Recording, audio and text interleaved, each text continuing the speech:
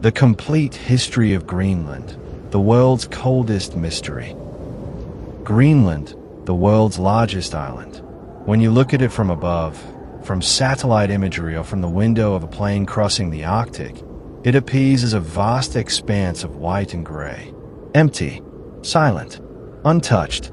But Greenland has never been empty. What makes this place truly mysterious is not violence, or conquest, or dramatic catastrophe. It's something quieter, something more haunting. It's disappearance. Throughout history, people have arrived on these frozen shores. They adapted to conditions that would break most civilizations. They survived for decades, for centuries. Building lives in one of the most unforgiving environments on Earth. And then, they left almost nothing behind. No grand monuments, no written records. Sometimes, not even their names. The story of Greenland is a story of traces, faint footprints in the permafrost, fragments of bone and stone scattered across the tundra, whispers of cultures that once thrived and then vanished so completely that for centuries, no one even knew they had existed.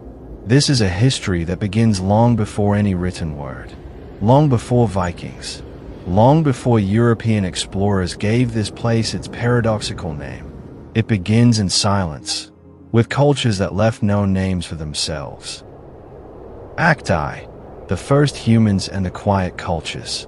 Part 1, the Saqqaq culture.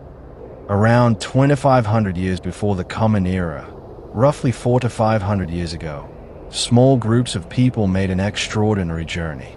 They came from Siberia and Alaska, moving eastward through the Canadian Arctic in groups so small they would barely fill a modern classroom.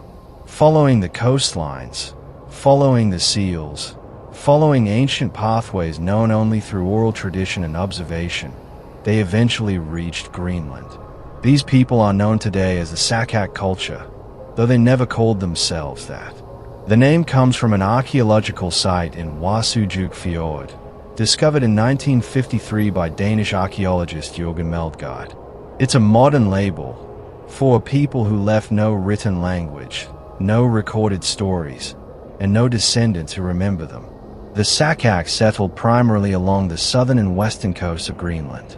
Places like Disco Bay became centers of their world, though centers is perhaps too grand a word. The entire Saqqaq population across all of Greenland, at any given time, likely numbered between 500 and 2,000 people. Imagine that, an entire civilization spread across an island 3 times the size of Texas, with fewer people than attend a typical high school. They lived in extraordinary isolation, in unimaginable quiet. Their survival depended on intimate knowledge of the sea and ice. Archaeological excavations of ancient garbage heaps, what scientists call middens, reveal through radiocarbon dating that roughly 80% of the Saqqaq diet came from ringed seals. The remaining 20% came from caribou, fish, and seabirds, hunted seasonally as the ice advanced and retreated with the rhythm of Arctic seasons. They crafted tools from stone, bone, and a material called kiliak, a type of durable local chert, prized for its sharpness. In the hands of a skilled Saqqaq toolmaker, kiliak could be worked into blades, scrapers, and projectile points of remarkable precision. At a site called Nipisat, near what is now Sisimiut, archaeologists uncovered summer camps where the ancient cold had preserved what would normally decay within years. Animal bones still bearing cut marks, box hearths where fires once burned, and something remarkable, the oldest dog jaw ever found in Greenland, confirming that these people brought dogs with them, domesticated companions that helped them hunt, helped them survive. During the brief Arctic summers, the Saqqaq lived in skin tents, structures that could be assembled and dismantled quickly, allowing them to follow game in seasonal hunting grounds. In winter, some groups built more permanent dwellings from whalebone and sod, but these left almost no trace. Within decades of abandonment, the Arctic wind and ice erased them, leaving behind only subtle depressions in the ground, faint shadows that archaeologists must search for with trained eyes. And then, around 800 BCE, the Saqqaq vanished. Not suddenly, not dramatically, but gradually, their sites stop appearing in the archaeological record. Their campsites go cold. Their tools are left behind, never reclaimed. Why do they disappear? We can only speculate. Climate shifts, altering the patterns of sea ice and the migration routes of seals. Changes in hunting conditions. The severing of ancient trade networks with groups in Arctic Canada. Or perhaps something simpler and more tragic, demographic fragility.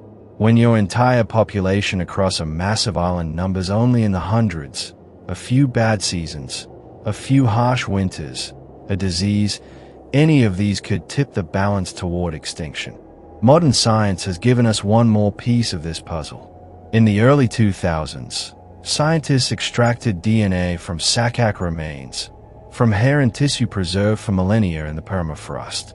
The genetic analysis revealed something striking. The Saqqaq have no genetic link to modern Inuit populations. None. Their closest relatives were ancient Siberian populations, now long extinct themselves. The DNA reconstructions suggest the Saqqaq likely had brown skin, adapted to Arctic sun reflecting off ice and snow. Dark hair, brown eyes. They were the first, but not the last, people to vanish from Greenland shores. They left no descendants, no stories passed down through generations, no continuity, only silence and scattered traces in the frozen ground. Part 2. Independence 1 and 2. Life at the edge of survival. While the Saqqaq were establishing themselves along Greenland's southern and western coasts, another group of people were attempting something even more extreme. Between 2500 and 1800 BC, a culture known today as Independence I occupied the northernmost reaches of Greenland. Places like Independence Fjord and Perry Land, some of the most remote and harshest environments ever settled by human beings. To put this in perspective, these settlements were established at latitude where the sun doesn't rise for months during winter, where temperatures can plunge to 60 degrees below zero, where almost nothing grows and the ocean freezes solid for much of the year. These were some of the smallest human populations ever documented. Scattered camps, perhaps a few dozen people in total, living at the absolute edge of what human physiology and ingenuity could endure. The Independence I people were hunters of extraordinary skill and adaptation. They produced the smallest arrowheads in all of Arctic prehistory, some under 1 centimeter in length. Think about that. Arrowheads smaller than your thumbnail, crafted with such precision that they could bring down ptarmigan and Arctic hares with minimal waste of precious materials. Excavations at Independence I sites have revealed muskox bones dating to around 2400 BC, evidence that these hunters pursued some of the few large mammals that could survive in such extreme conditions. But even they could not last forever. The Independence I culture disappeared around 1800 BC, and then, after centuries of apparent abandonment, people returned to the north. Around 1200 BCE, a new culture emerged, known as Independence II, often considered an early form of what archaeologists call the Dorset culture, or sometimes Greenlandic Dorset. These people adapted ancient stoneworking traditions to conditions that had somehow grown even harsher. Climate data shows that tree lines were retreating southward during this period. The world was getting colder. The brief Arctic summers were becoming shorter. The long winters, longer still. Independence II peoples refined their lithic technology, their stone tools, creating implements specifically designed for treeless, icebound environments. Every innovation was about efficiency, about extracting maximum utility from minimal resources. And then, around 700 BCE, they too vanished. No descendants, no continuation, just abandoned camps slowly being buried by snow and ice. Their stories erased by the same cold that had preserved fragments of their material culture. The northern regions of Greenland fell silent once again. For the next several centuries, it seems no humans lived in Greenland's far north. The archaeological record goes dark. The camps remain empty, but the story is not over, because Greenland has always drawn people back. Something about this frozen island, this land at the edge of the world, has always called to those willing to test themselves against the ultimate extremes. New peoples would come, new cultures would rise, and some would leave traces that last a little longer. Act 2. The Dorset People, a culture without memory. Part 1. A new people emerged from silence. After the Saqqaq disappeared, Greenland did not remain empty for long. Around 800 to 700 years before the Common Era, roughly 2700 years ago, a new culture began to appear along the western coast of Greenland. Archaeological sites start showing different tool designs, different hunting strategies, different ways of surviving in the cold. These people are known today as the Dorset culture. Like the Saqqaq before them, the Dorset never called themselves by this name. The label comes from Cape Dorset in Arctic Canada, where their artifacts were first identified and studied. It's a name given by outsiders, by archaeologists working thousands of years after the culture had vanished, trying to make sense of what was left behind. But there's something unusual about the transition from Saqqaq to Dorset, something that has puzzled researchers for decades.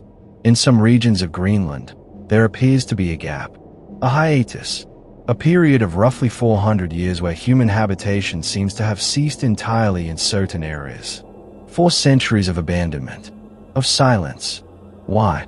The answer may lie in climate. Around 850 BCE, the Arctic experienced what scientists call the Arctic Small Ice Age, a period of cooling that would have made survival even more difficult than usual. Sea ice would have extended farther. Summers would have grown shorter.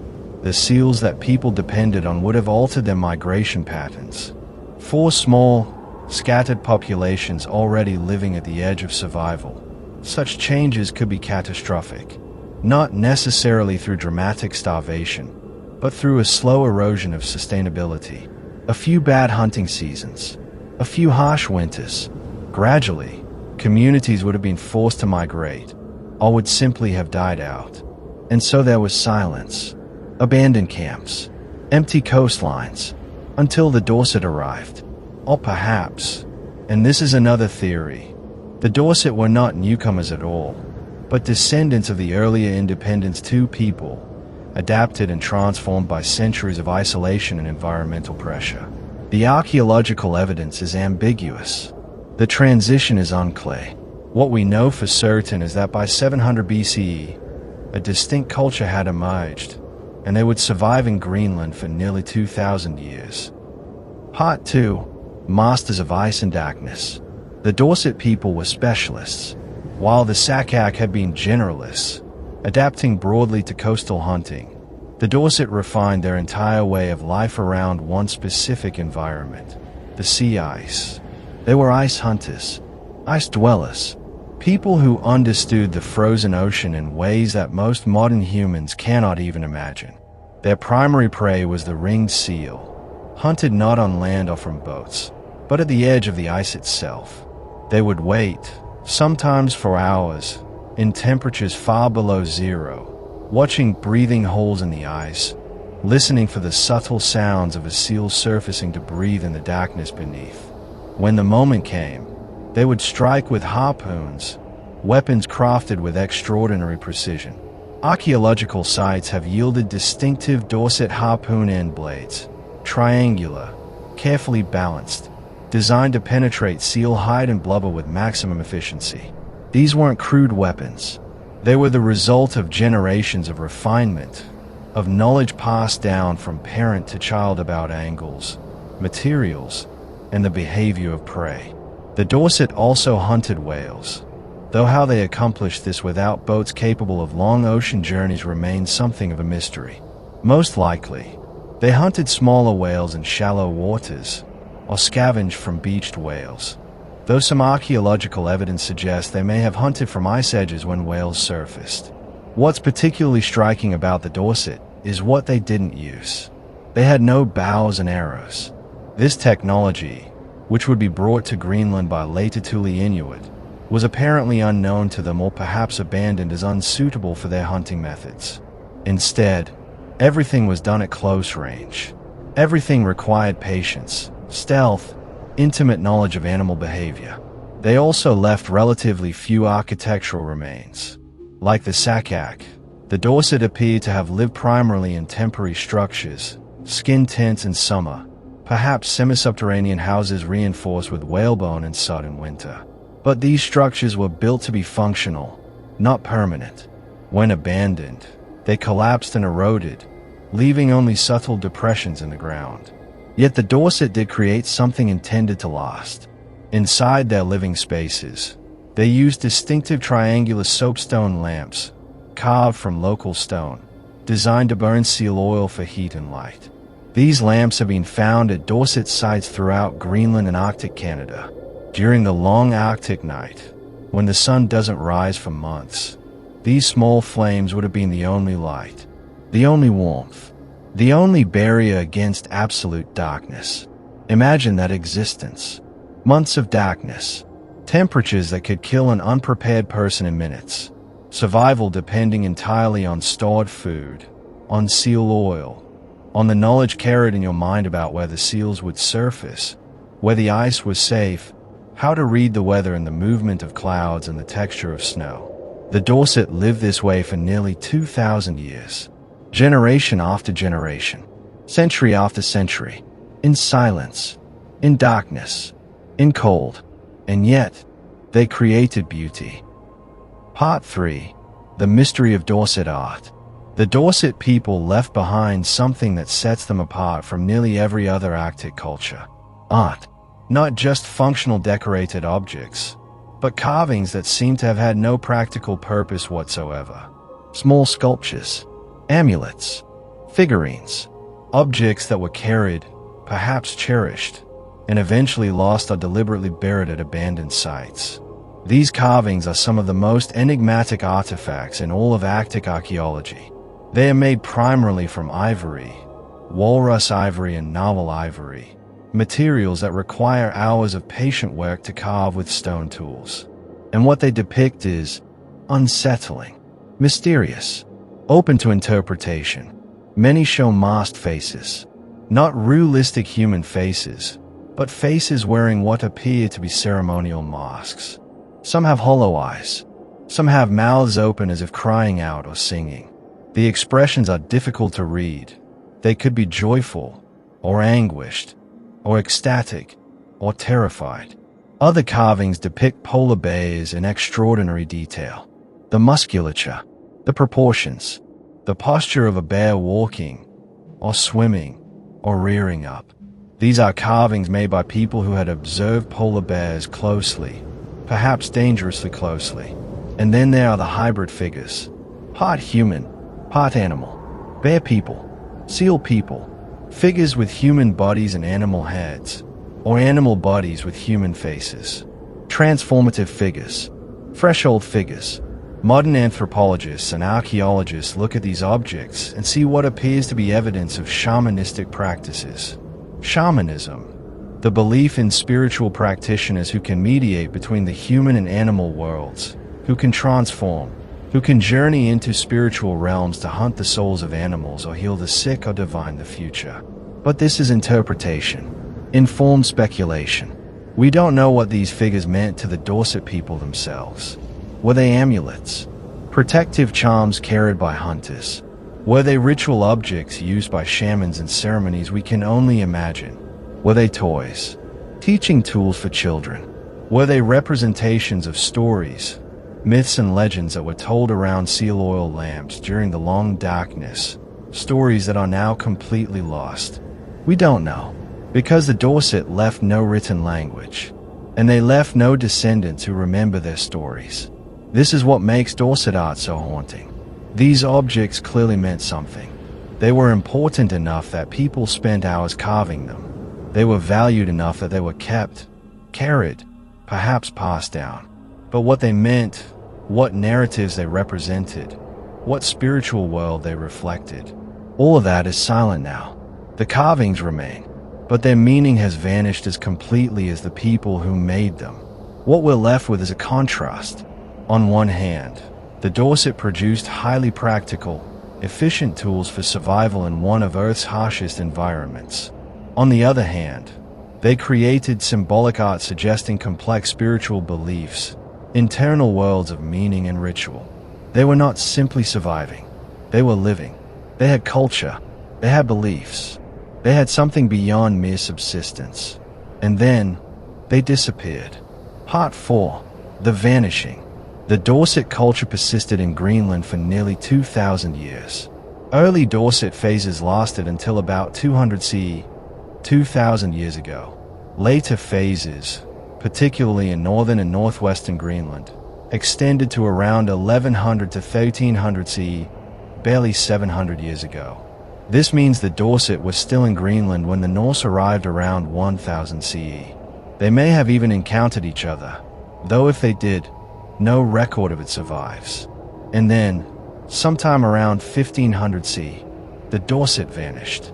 The archaeological record shows their sites simply ending. Tools are left behind. Camps are abandoned. And then there's nothing. No mass graves suggesting plague or violence. No burned settlements suggesting warfare. No evidence of assimilation or intermarriage with other groups. Just absence.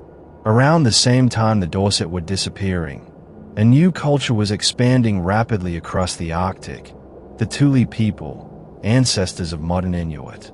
The Thule brought different technology, bows and arrows, larger boats capable of hunting bowhead whales, dog sleds for transportation. They were more mobile, more aggressive in their hunting, more numerous. Did the Thule displace the Dorset? Compete them into extinction? Absorb them? Here's what makes it even more mysterious. The Thule Inuit who eventually populated Greenland have no oral traditions about the Dorset. None.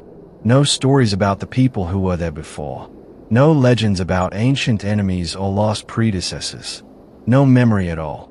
When European archaeologists began discovering Dorset sites in the 19th and 20th centuries, modern Inuit communities had no knowledge of who these earlier people were. The sites were simply ruins. The artifacts were curiosities from an unknown past. It's as if the Dorset existed in a gap in cultural memory, as if they vanished so completely that even the fact of their existence was forgotten. Some researchers have suggested that the Dorset population was already in decline by the time the Thule arrived, that climate changes or resource depletion had weakened them to the point where they simply couldn't compete when a more numerous, better-equipped culture arrived. Others suggest the Dorset may have been absorbed into Thule culture, but so completely that their distinct identity was lost within a generation or two. Still others propose that the Dorset simply retreated into more remote areas and gradually died out in isolation. We don't know. What we know is that by around 1500 CE, the Dorset were gone. Their camps were empty. Their lampfires had gone out. Their carvings lay scattered and abandoned, slowly being covered by ice and snow. Part 5. A culture without memory.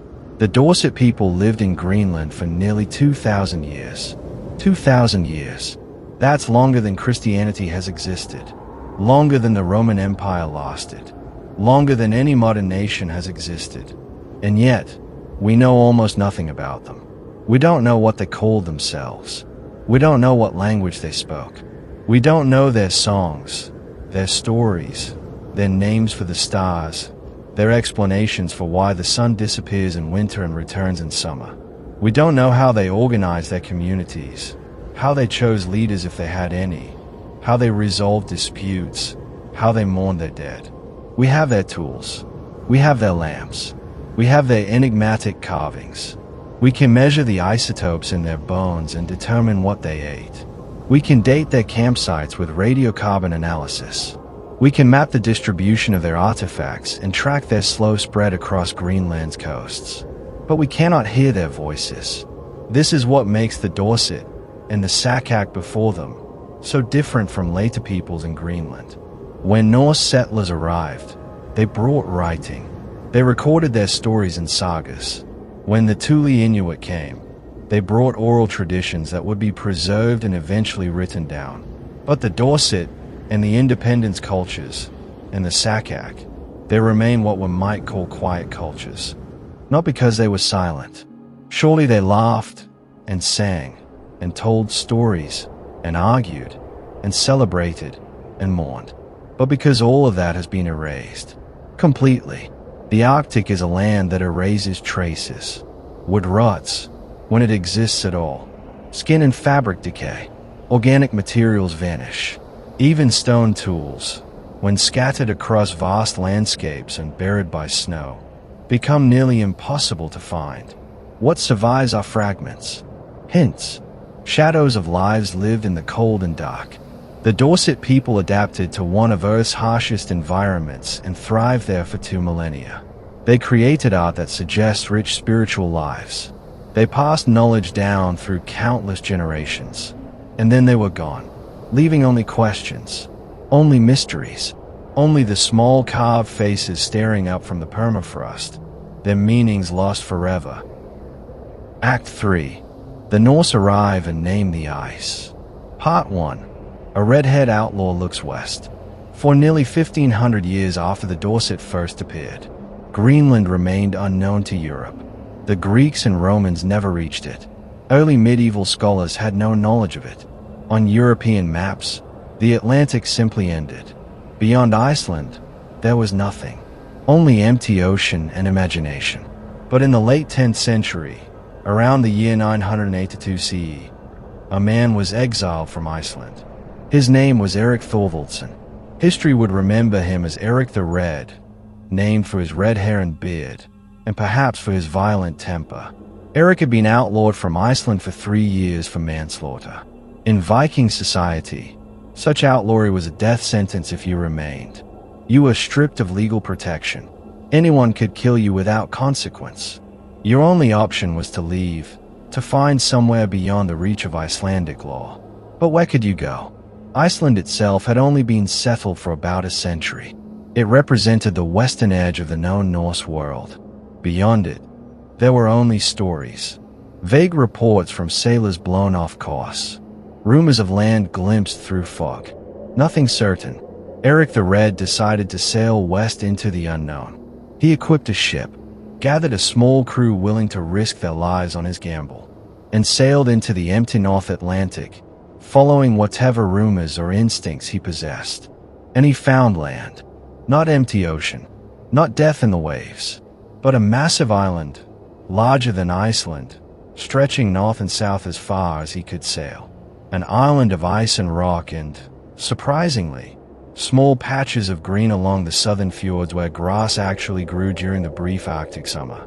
Erik explored this land for 3 years, the length of his exile.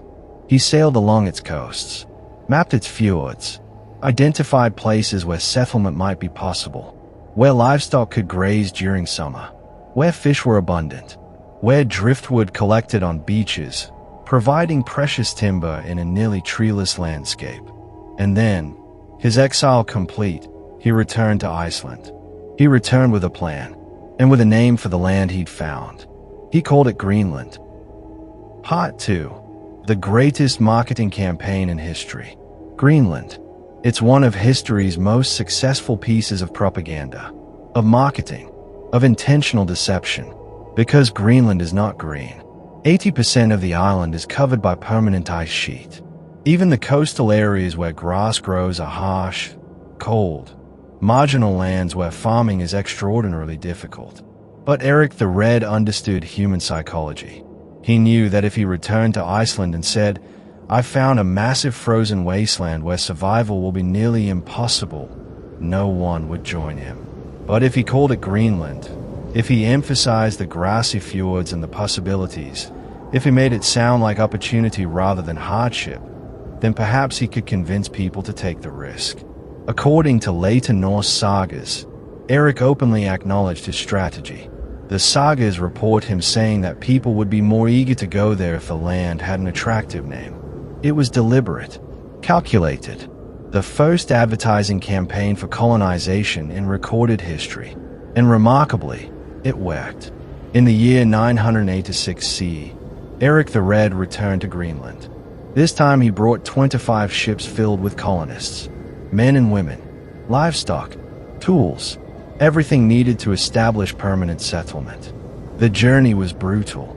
The North Atlantic and Viking Age ships was treacherous even in summer. Storms scattered the fleet. Some ships were lost. Others turned back to Iceland. Only 14 ships made it to Greenland. But that was enough. The survivors landed at a place Erik had identified during his explorations. A location with good grazing land, access to the sea, protection from the worst winds. A place the Norse called Brattahlid, steep slope, known today as Saqqaq. Erik the Red established what would be called the Eastern Settlement, the first permanent European colony in the New World. 500 years before Columbus, more than 600 years before the Mayflower, the Norse had arrived, and they would stay for over 400 years. Part 3. Building a world at the edge of the world. The Norse who came to Greenland were not explorers seeking temporary fortune. They were farmers and herders intending to build permanent homes, to raise families, to create a new Iceland, or perhaps a better Iceland, on this new frontier.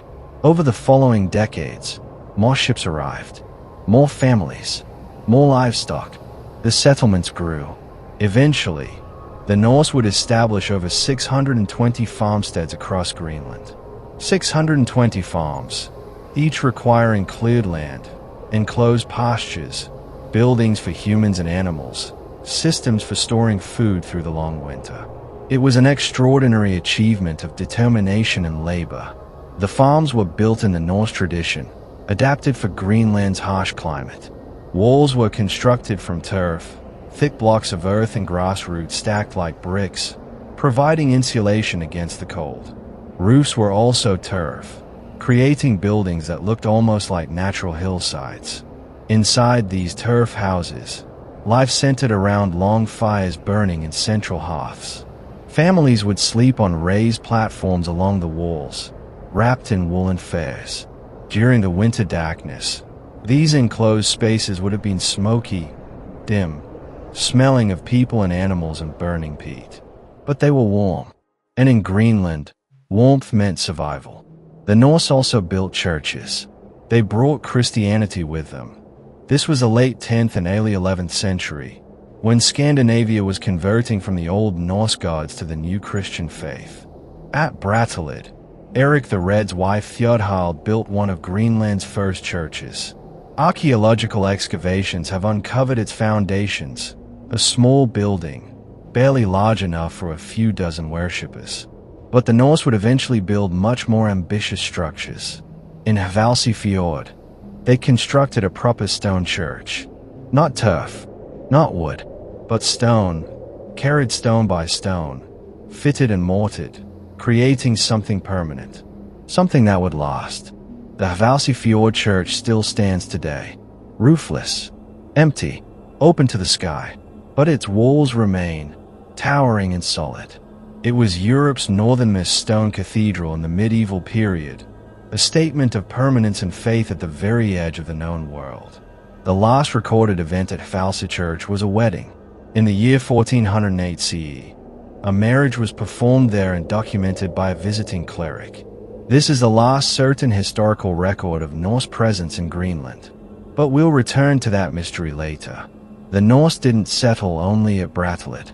The eastern settlement spread along the southern tip of Greenland, but another cluster developed farther north, about 300 miles up the western coast, near what is now Nuuk, Greenland's modern capital. This became known as the Western Settlement. It was smaller than the Eastern Settlement. At its peak around 1100 CE, it contained roughly 9 to 5 farms. But it was still substantial, still home to hundreds of people living their entire lives in the cold. Between the eastern and western settlements, there was briefly a middle settlement. About 20 farms existed there during the 12th century, small clusters of determined families trying to make a go of it in between the two main population centers. But the middle settlement didn't last. By the 13th century, those 20 farms had been abandoned. The families moved to the eastern or western settlements, or left Greenland entirely, or died trying to maintain their isolated homesteads. Why the middle settlement failed while the others persisted remains unclear. Perhaps the land was marginally worse. Perhaps the isolation was too great. Perhaps it was simply bad luck, a few hard winters, some key families dying without heirs, a slow unraveling. Whatever the reason, those farms were left empty. Their turf walls gradually collapsed. Their pastures returned to wild grass, and the cold erased most traces of the people who had lived there. Part 4. Walrus teeth and the economics of survival. The Norse in Greenland faced a fundamental problem. They could grow some food. Barley grew, barely, during good summers. They raised cattle, sheep, goats, though the animals were small and often struggled through the harsh winters. They could fish. They could hunt seals and caribou. But there were things they absolutely could not produce. Iron. Greenland has no usable iron deposits. Every nail, every knife blade, every tool had to be imported from Europe. Timber. Greenland's few scrubby trees couldn't provide the wood needed for ships, full barrels, for building. Driftwood helped, but wasn't sufficient. Timber had to be imported. Luxury goods. Wine. Grain for communion. Fine cloth. The things that made life bearable. These had to come from across the ocean. The Norse needed trade. They needed something to export. Something valuable enough to exchange for the iron and timber and goods they desperately required. They found it in walrus tusks. Walrus ivory was one of medieval Europe's most prized materials. Before African elephant ivory became readily available, walrus tusks were the primary source of high-quality ivory for carving. They were used for religious objects, chess pieces, decorative caskets, jewelry. And Greenland had walruses. Thousands of them. Tens of thousands. The Norse organized hunting expeditions far to the north, into the region called Norseta, the northern hunting grounds. These were dangerous voyages into ice-choked waters where walrus herds gathered on rocky beaches and ice floes. Hunting walruses was brutal, dangerous work. These are massive animals. Adult males can weigh over 3,000 pounds. They have thick hides and those famous tusks they'll use to defend themselves. Killing them required crews of men with spears and harpoons, coordinated assaults on the beaches where walruses gathered. But the tusks were worth it. A ship loaded with walrus ivory could trade for a year's worth of supplies. Multiple years, if the hunt was good. This was how Norse Greenland survived economically for centuries. Walrus ivory flowing east to Europe. Iron, timber, and grain flowing west to Greenland. It was a fragile economy, dependent on successful hunts, dependent on ships successfully crossing the North Atlantic, dependent on continued European demand. But for hundreds of years, it worked. Part 5. The first Europeans to reach America. The Norse in Greenland were not content to simply survive on their cold island. They were explorers, sailors, people who had already crossed from Norway to Iceland and from Iceland to Greenland. People for whom the horizon was always a challenge rather than a boundary. And so they kept sailing west.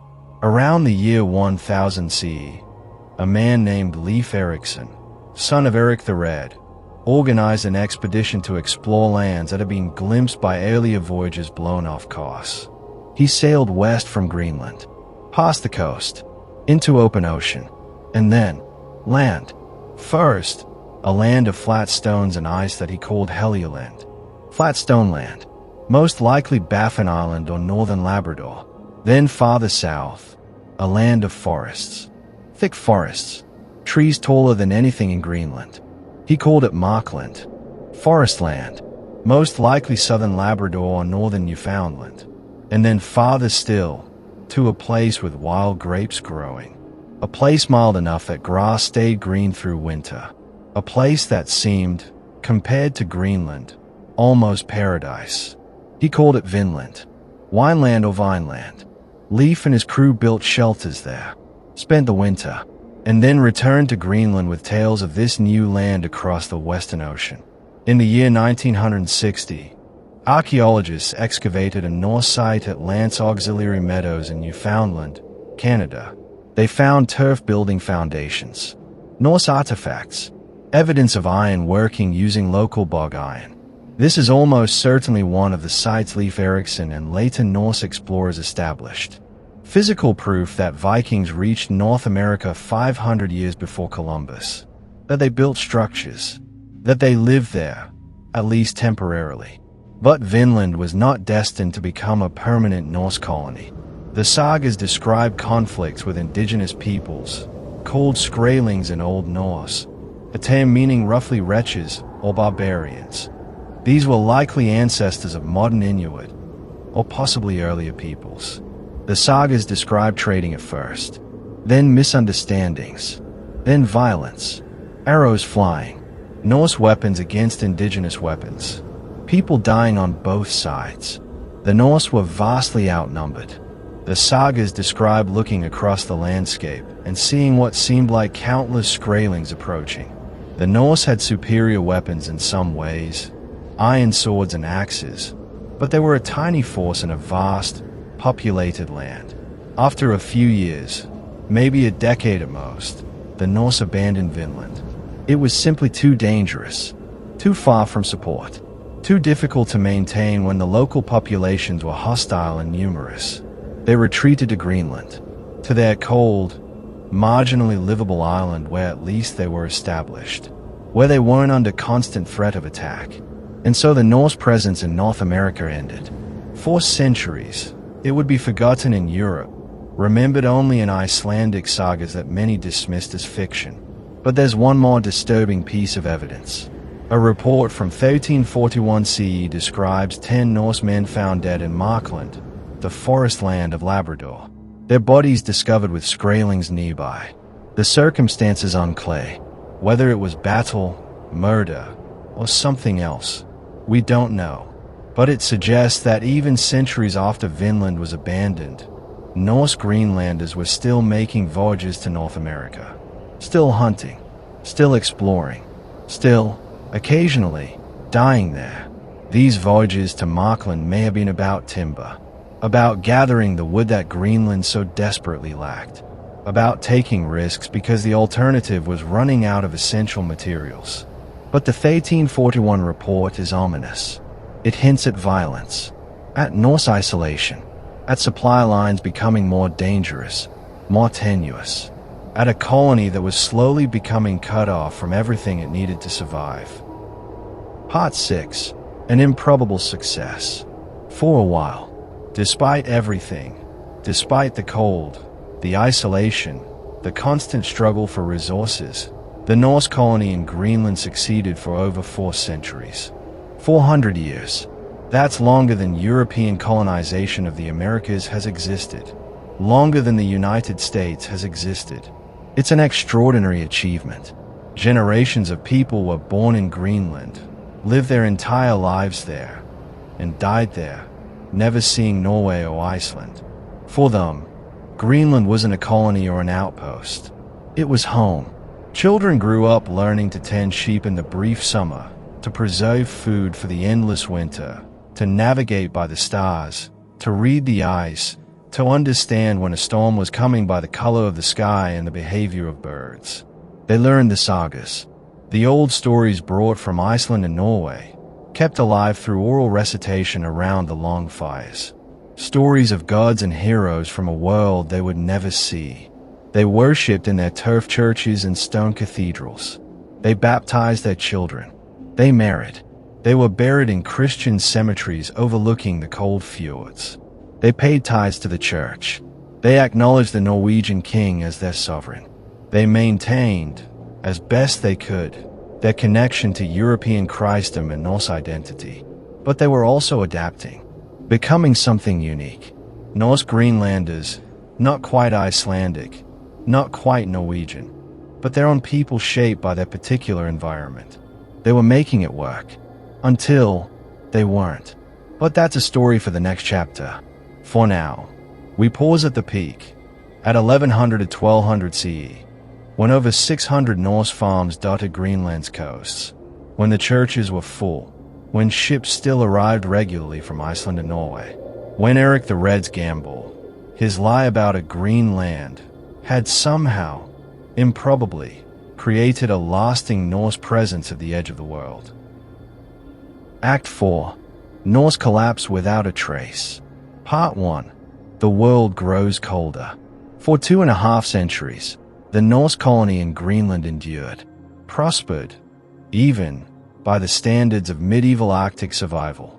But around 1250 CE, something began to change. The climate, already harsh, began to grow harsher still. Scientists call it the Little Ice Age, a period of global cooling that would affect the entire northern hemisphere for centuries. Glacier advanced in the Alps.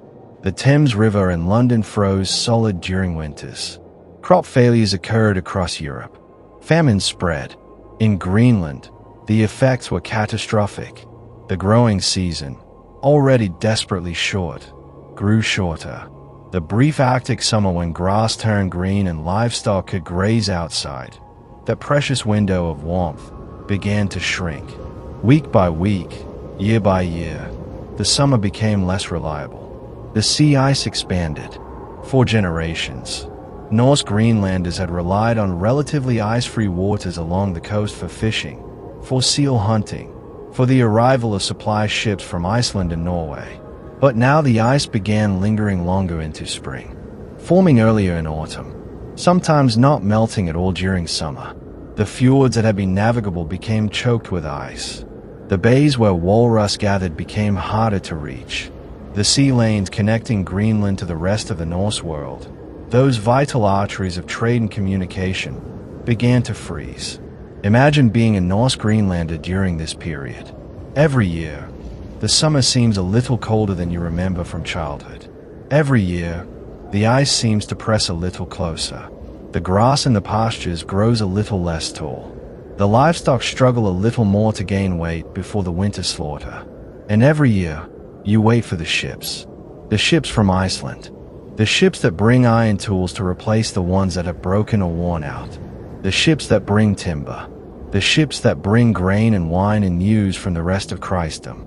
But the ships come less frequently now. Sometimes not at all. In the early 1300s, several ships a year might reach Greenland from Iceland or Norway. By the mid-1300s, it's down to perhaps one ship every few years. By the late 1300s, in 1369 CE, a ship called the Norse, a regular supply vessel that had made the Greenland run many times, vanished. Simply disappeared somewhere in the North Atlantic. Perhaps sunk in a storm. Perhaps crushed by ice. Perhaps blown off course and lost. The crew, the cargo, the precious supplies, all gone. And after that, the records become unclear. It's not certain that any supply ships reached Greenland at all after the 1370s or 80s. The Norse Greenlanders were being cut off, isolated, severed from the world they'd come from, and the cold kept growing. Part 2. Refusing to adapt. Here's one of the most puzzling aspects of the Norse collapse in Greenland. They were surrounded by food, and they refused to eat it. The waters around Greenland teem with fish, cod, halibut, Arctic char. The seas are extraordinarily rich in marine life. Any fishing culture could thrive here. The indigenous peoples who lived in Greenland before the Norse, the Dorset, and later the Thule Inuit, sustained themselves largely on seal meat and fish. The Norse Greenlanders lived right beside the same waters and ate almost no fish at all. Archaeological analysis of Norse skeletal remains from Greenland shows something remarkable. Scientists can determine diet by analyzing the isotopes in bone and teeth. Different foods leave different chemical signatures. And what they found is that the Norse maintained a diet based almost entirely on terrestrial animals. Cattle, sheep, goats, some caribou, some seal. Yes, but even seal consumption was limited compared to what would have sustained them. Fish, which could have been abundant, reliable, storable, was barely consumed at all. Why? The answer seems to lie in cultural identity, in who the Norse believed they were. In medieval Scandinavia and Iceland, farming was the mark of a free man, of respectability. Farmers were the backbone of society.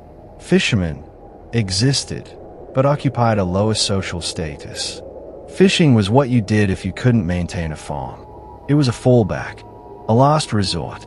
The Norse brought this worldview to Greenland. To be Norse, to maintain their identity as proper Christians, as proper members of Scandinavian society, meant being farmers, raising livestock, living off the land, even when the land was clearly failing them. There was also a religious component. The medieval church had complex rules about fasting and diet. On certain holy days, on Fridays, during Lent, Christians were supposed to abstain from meat and eat fish instead. But in practice, in Norse culture, the hierarchy was clear. Meat from your own livestock was superior. Eating fish every day, all the time, like the Inuit did, that was the practice of heathens, of non-Christians, of others. To adopt Inuit survival strategies, to hunt from kayaks, to eat fish and seal as dietary staples, to dress in full-skin clothing like the Inuit did, would be to abandon Norse identity, to become something else, to admit that their way of life wasn't working. And the Norse couldn't, or wouldn't, do that. So they clung to their cattle. They maintained their farms even as the grass grew thinner, even as the livestock became smaller and weaker each generation. They rationed their stored food through longer and longer winters. They waited for supply ships that came less and less frequently, and they slowly starved. Analysis of skeletal remains from late-period Norse Greenland shows clear signs of malnutrition, growth stunting, stress markers in bone formation, teeth showing evidence of childhood nutritional deficiency. These were people who were chronically underfed, people whose bodies show the physical evidence of generations of barely adequate nutrition, people who were literally shrinking. Late-period Norse Greenlanders were measurably shorter than their ancestors who had first settled the island. They were dying slowly, generation by generation, and still they refused to adapt. Part 3.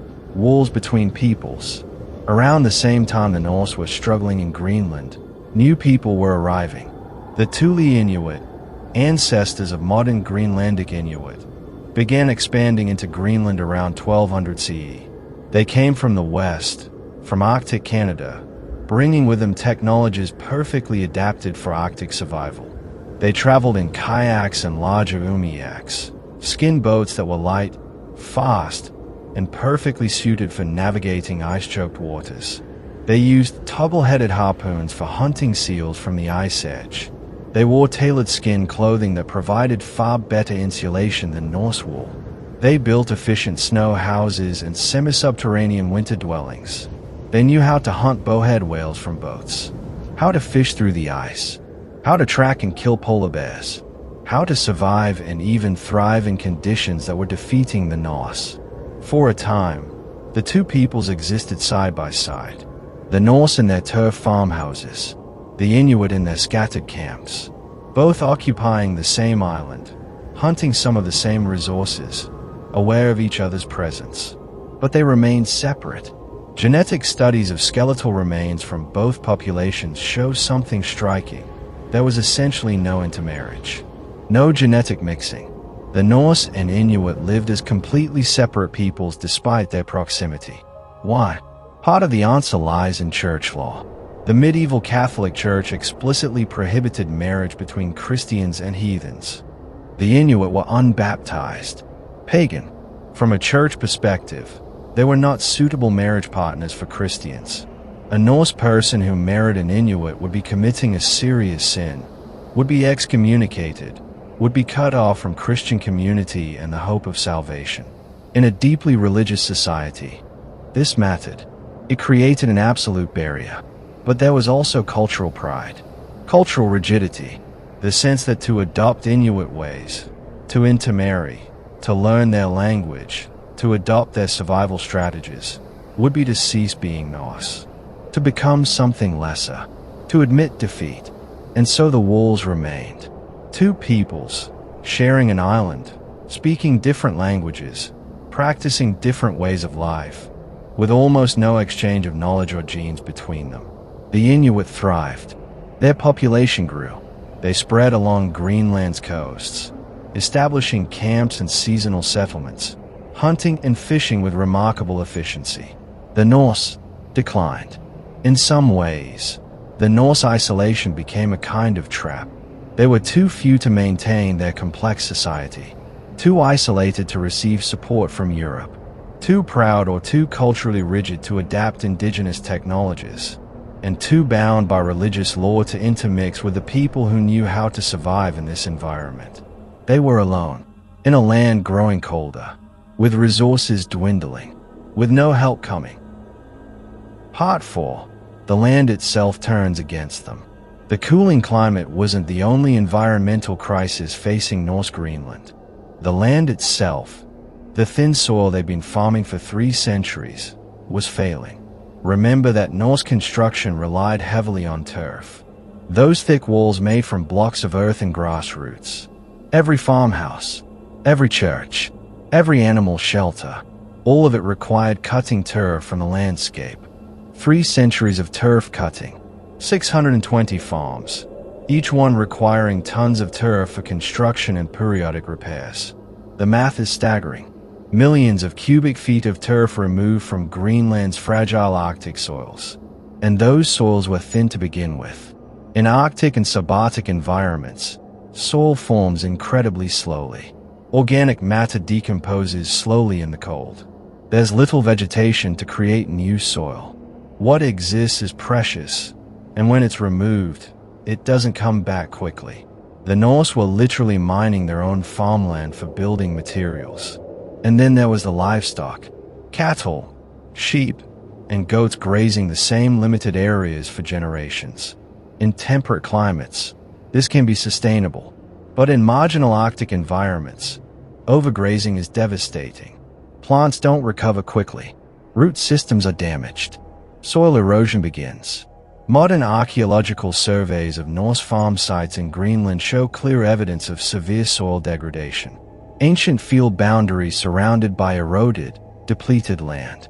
Areas that once supported grass now reduced to bare rock and thin, sandy soil. The Norse were caught in a vicious cycle. As the climate cooled, they needed more resources to survive. More fuel for fires, more grazing land for livestock. But their extraction of resources was degrading the very land they depended on. Each generation inherited a slightly more damaged environment than the one before. And then, as if that wasn't enough, the sea itself began to encroach. Between 1350 and 1450 CE, sea levels around Greenland rose. Not dramatically, but enough. Enough that coastal farms began to flood during high tides and storms. Enough that the best farmland, the most protected, fertile coastal meadows, began to be inundated with salt water. Salt water kills grass, poisons soil, turns productive farmland into sterile marsh. Archaeological excavations show several Norse farms that were simply abandoned after flooding. The buildings left standing, the enclosures left empty. The people moved somewhere else, or died, or sailed away. The Western settlement seems to have been hit particularly hard. Remember, this was a smaller cluster of farms farther north, more exposed to climate change, more marginal to begin with. By the mid-1400s, the Western settlement was empty, not destroyed, not burned, just abandoned. When later explorers eventually reached these sites, they found buildings still standing but empty, livestock bones scattered around, tools left behind, but no people, no bodies, no signs of violence or sudden catastrophe, just emptiness. The people had left, or died quietly in their homes, or been absorbed into Inuit populations despite the religious prohibitions, or sailed away hoping to reach Iceland. We don't know. Part 5. A society unraveling. As environmental and economic pressures mounted, the social structure of Norse Greenland began to collapse. Remember that this was a feudal society, a hierarchy. At the top were the bishops and the wealthiest landowners. Below them were free farmers. At the bottom were laborers and servants. The system ran on obligations. Tithes paid to the church, rents paid to landowners, labor obligations owed to those above you in the hierarchy. But feudal systems only work when there's enough surplus to support them. When farms produce enough that tithes can be paid. When trade generates enough wealth that a leisure class can exist. In late Norse Greenland, there was no surplus. There was barely enough for survival. Records from the late 1300s and early 1400s The few that exist show the church struggling to collect tithes, bishops complaining about poverty, farms owing years of back payments, wealthy families unable to maintain their status. When a society is slowly starving, when every resource is stretched to breaking, the complex hierarchies that define social order begin to seem irrelevant, oppressive. Why should a struggling farmer pay tithes to a bishop when his children are hungry? Why should laborious work for landowners who can barely feed themselves? There's no evidence of revolution or uprising, but there's evidence of dissolution, of social bonds weakening, of institutions failing to command authority or loyalty. The last bishop appointed to Greenland arrived in 1377 CE. He died sometime before 1400 CE. No replacement was ever sent. For the final decades of Norse Greenland, there was no bishop, no clear church leadership, no connection to the broader Catholic hierarchy. It must have been deeply unsettling for a religious society. No one to perform confirmations, no one to consecrate churches, no one to provide the spiritual authority that organized their lives. Just local priests, if any remained, doing their best to maintain rituals and faith without support or guidance. The isolation was becoming total. Physical isolation as ships stopped coming. Economic isolation as trade collapsed. Social isolation as hierarchies failed. Spiritual isolation as the church connection severed. Norse Greenland was dying. Not quickly, not dramatically, but steadily, inexorably, like a plant cut off from water, wilting leaf by leaf. Part 6. The mystery of violence that never was. One theory about Norse Greenland's collapse is that they were destroyed by the Inuit. That as Inuit populations expanded and Norse populations declined, there was conflict, violence, perhaps even warfare. The evidence for this is slim. There's that 1341 report. 10 Norsemen found dead in Markland, with Inuit nearby. But the circumstances are unclear. Was it murder? A fight over resources? An accident? We don't know. And it happened in Labrador, not Greenland itself. In Greenland, there are no battlefields. No mass graves showing violent trauma. No layers of ash suggesting raided and burned farms. No caches of weapons suggesting preparation for conflict. The archaeological evidence suggests something far stranger than warfare. It suggests nothing. No dramatic ending at all. Norse farms were abandoned. Yes, but not destroyed. Not fortified against attack. Just left. When you compare this to other historical conflicts between indigenous peoples and European colonizers, the absence of violence is remarkable. Where are the defensive structures? Where are the weapons accumulations? Where are the bodies? They are not there. It's possible there were small-scale conflicts, occasional skirmishes, individual acts of violence that left no archaeological trace. But large-scale warfare, systematic destruction, there's no evidence for it. What seems more likely is a kind of parallel existence. The Inuit expanding into areas the Norse were abandoning. The two peoples avoiding each other as much as possible. The Norse retreating slowly, the Inuit advancing slowly, with minimal direct confrontation. Not because either side was particularly peaceful, but because the Norse were too few and too weak to pose a threat. And the Inuit had no reason to fight for resources the Norse were already relinquishing. The Norse weren't conquered. They simply faded. Part 7. The Final Mystery. By 1450 CE, Norse Greenland was gone. The last certain historical record is that 1408 wedding at Falsey Church. After that, silence. No records of a final ship departing. No letters describing the end. No migration records in Iceland showing Greenland refugees arriving. No mass graves. No clear ending. Just absence. Later expeditions to Greenland found the farms empty.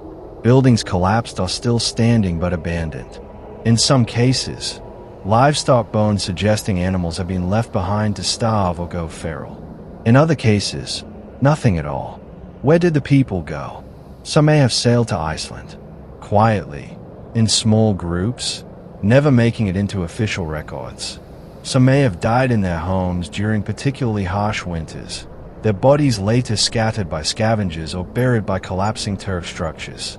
Some may have been absorbed into Inuit populations despite the cultural barriers, intermarrying quietly, their descendants gradually adopting Inuit language and customs until the Norse identity vanished entirely. Some may have attempted the voyage to Iceland and died at sea, ships vanishing without trace into the North Atlantic, as ships had done for centuries. But this time, no one left behind to remember them. The truth is, we don't know. Genetic studies show no significant Norse contribution to modern Greenlandic Inuit populations. So if there was absorption, it was minimal. A few individuals, perhaps, not enough to leave a genetic signature. The most likely scenario is a combination. Some death from starvation and cold, some emigration to Iceland, some dying during attempted voyages. A population slowly, quietly dwindling until the last few individuals either left or died alone. No dramatic battle, no plague, no sudden catastrophe, just the cold, the isolation, the slow realization that survival was no longer possible, that after 400 years, the gamble had finally failed, that Erik the Red's Greenland, the green land that was never truly green, could no longer sustain them. And so they left it, or died in it, or vanished into it, leaving behind empty churches, silent farms, and one of history's most haunting mysteries. How does an entire society, 600 farms, thousands of people, simply disappear without a clear record of their ending? Act V. The Thule. Adaptation as Survival. Part 1. A new people arrive. While the Norse were beginning their long decline, while the Little Ice Age was tightening its grip on Greenland, new people were arriving from the west. Around 1200 CE, the Thule culture began expanding eastward from Alaska and Arctic Canada. These were the ancestors of modern Inuit peoples, and they brought with them technologies and knowledge that would allow them not just to survive in Greenland, but to thrive. They traveled in ways the Norse never mastered. They used dog sleds, teams of powerful dogs bred specifically for Arctic travel, capable of pulling heavy loads across ice and snow. A good dog team could cover over 100 kilometers in a single day, an extraordinary range that allowed the Thule to exploit resources across vast territories. They traveled by water in umiaks, large open boats made from driftwood frames covered in sewn seal or walrus skins. These boats were light enough to be carried or dragged across ice, yet sturdy enough to carry entire families and all their possessions. They could be paddled through narrow leads in the ice, beached easily, and repaired with materials available almost anywhere along the coast. And they had kayaks, those sleek, one-person hunting boats, completely enclosed except for the opening where the hunter sits, virtually unsinkable, silent in the water, fast and maneuverable.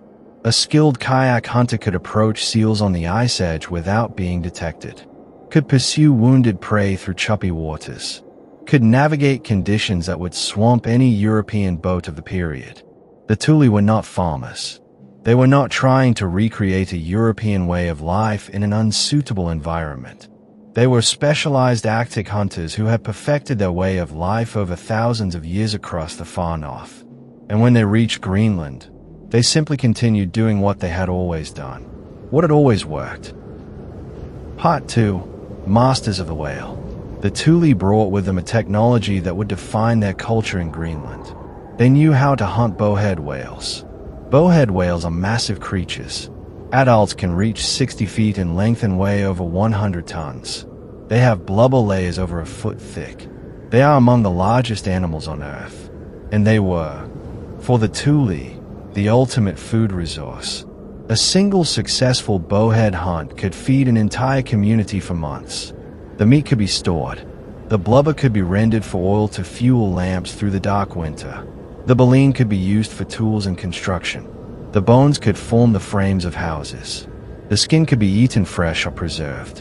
One whale, properly utilized, represented an enormous infusion of resources. enough to see a community through a hard winter, enough to support extended families and allow them to focus on other activities, making tools, repairing equipment, telling stories, maintaining the complex social bonds that kept communities together. But hunting bowhead whales was extraordinarily dangerous. The Thule would hunt from umiaks, boats holding crews of 8 to 10 people. When a whale was spotted, they would paddle silently to get within harpoon range. The harpoon, tipped with carefully crafted stone or bone points, attached to long lines made from braided seal skin, would be thrown by the strongest hunter. If the harpoon struck true, it would embed in the whale's flesh. The detachable head would toggle sideways under the skin, creating a secure anchor point. The line would run out as the whale dove or fled, and then began a test of endurance. The whale dragging the umiak, sometimes for hours. The crew managing the line, preventing it from breaking or tangling. Throwing additional harpoons when the whale surfaced, gradually exhausting the massive animal. If the whale dove too deep, the line could pull the boat under. If it breached near the boat, it could overturn or crush the umiak with its massive body. If the ice conditions were wrong, the boat could be trapped and crushed between ice floes. Men died hunting whales. Boats were lost. Crews vanished. But when the hunt succeeded, when the whale finally tied and could be killed with lances, when it could be towed to shore or anchored in shallow water and butchered, the reward was immense. The entire community would gather. The butchering of a bowhead whale was a communal effort requiring dozens of people and taking days. The distribution of meat and blubber followed complex social rules. The hunters who struck the first harpoon received the choicest cuts, but everyone in the community received a share. This wasn't just economics. It was social cohesion. The whale hunt created bonds of obligation and reciprocity. It reminded everyone that survival depended on cooperation. That individual skill mattered, but so did community support. The Norse, living just a few hundred miles away, never learned this technology, never adopted Thule whaling methods. They hunted smaller seals from the ice edge, occasionally took small whales opportunistically, but never organized the large-scale communal hunts that defined Thule culture. It was yet another way the two peoples remained separate, different not just in language and religion, but in fundamental approaches to survival. Part 3. Living in the ice. The Thule didn't just hunt differently than the Norse. They lived differently. During the summer, they used skin tents, portable, easily assembled structures that could be moved as hunting opportunities shifted. But for winter, for the long months of darkness and cold, they built more substantial dwellings. The Thule winter house, called a karmak in some dialects, was a marvel of Arctic engineering. It was semi-subterranean, dug partially into the ground to take advantage of Earth's insulation. The floor would be below the surrounding surface, with a tunnel entrance that sloped upward into the house. This design trapped cold air in the entrance tunnel while warm air stayed in the main chamber, a natural thermal barrier.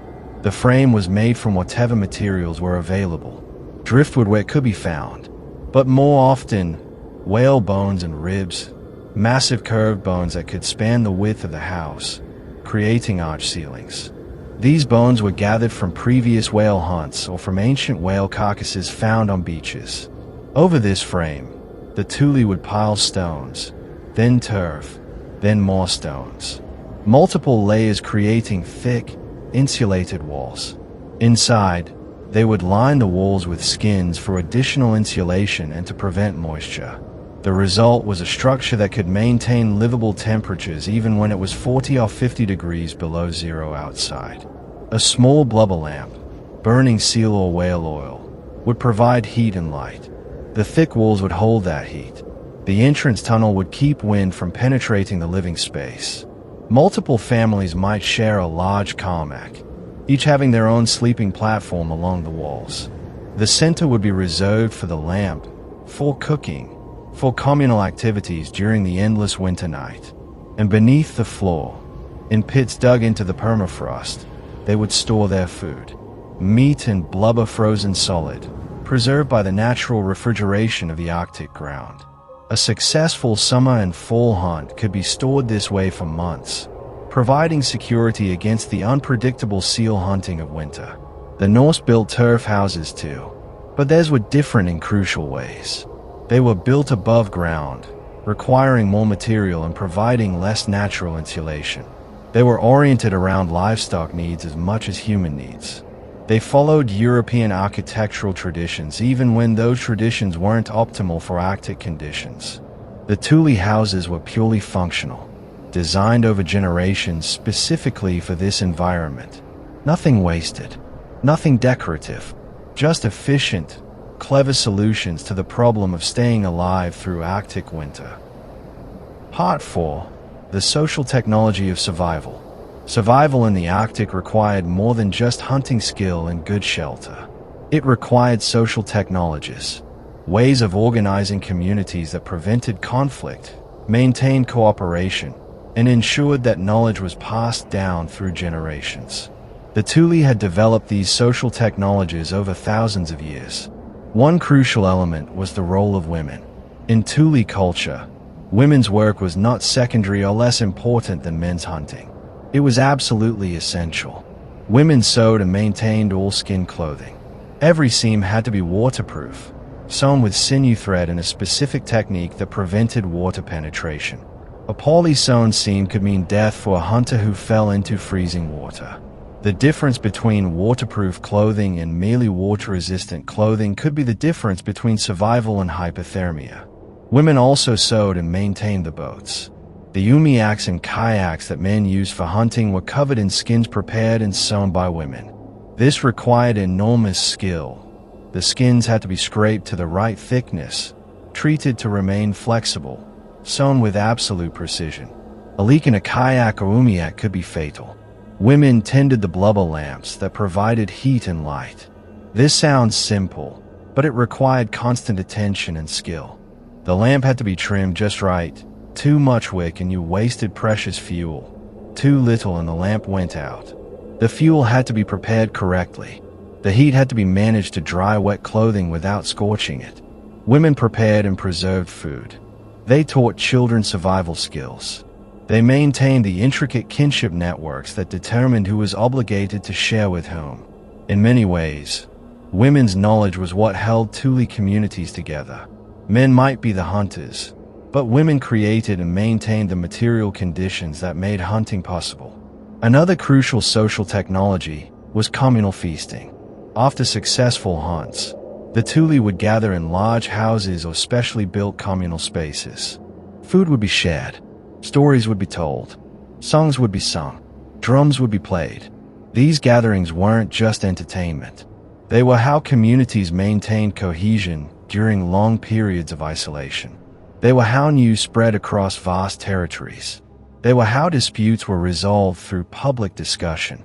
They were how young people learned the stories and skills of their culture. The Norse had their own communal traditions, of course. Church services, feast days, saga recitations. But by the late period in Greenland, as resources dwindled and social structures collapsed, these traditions were fading. The isolation was becoming psychological as well as physical. The Thule, facing the same environmental challenges, were maintaining their social cohesion through practices specifically designed for Arctic survival.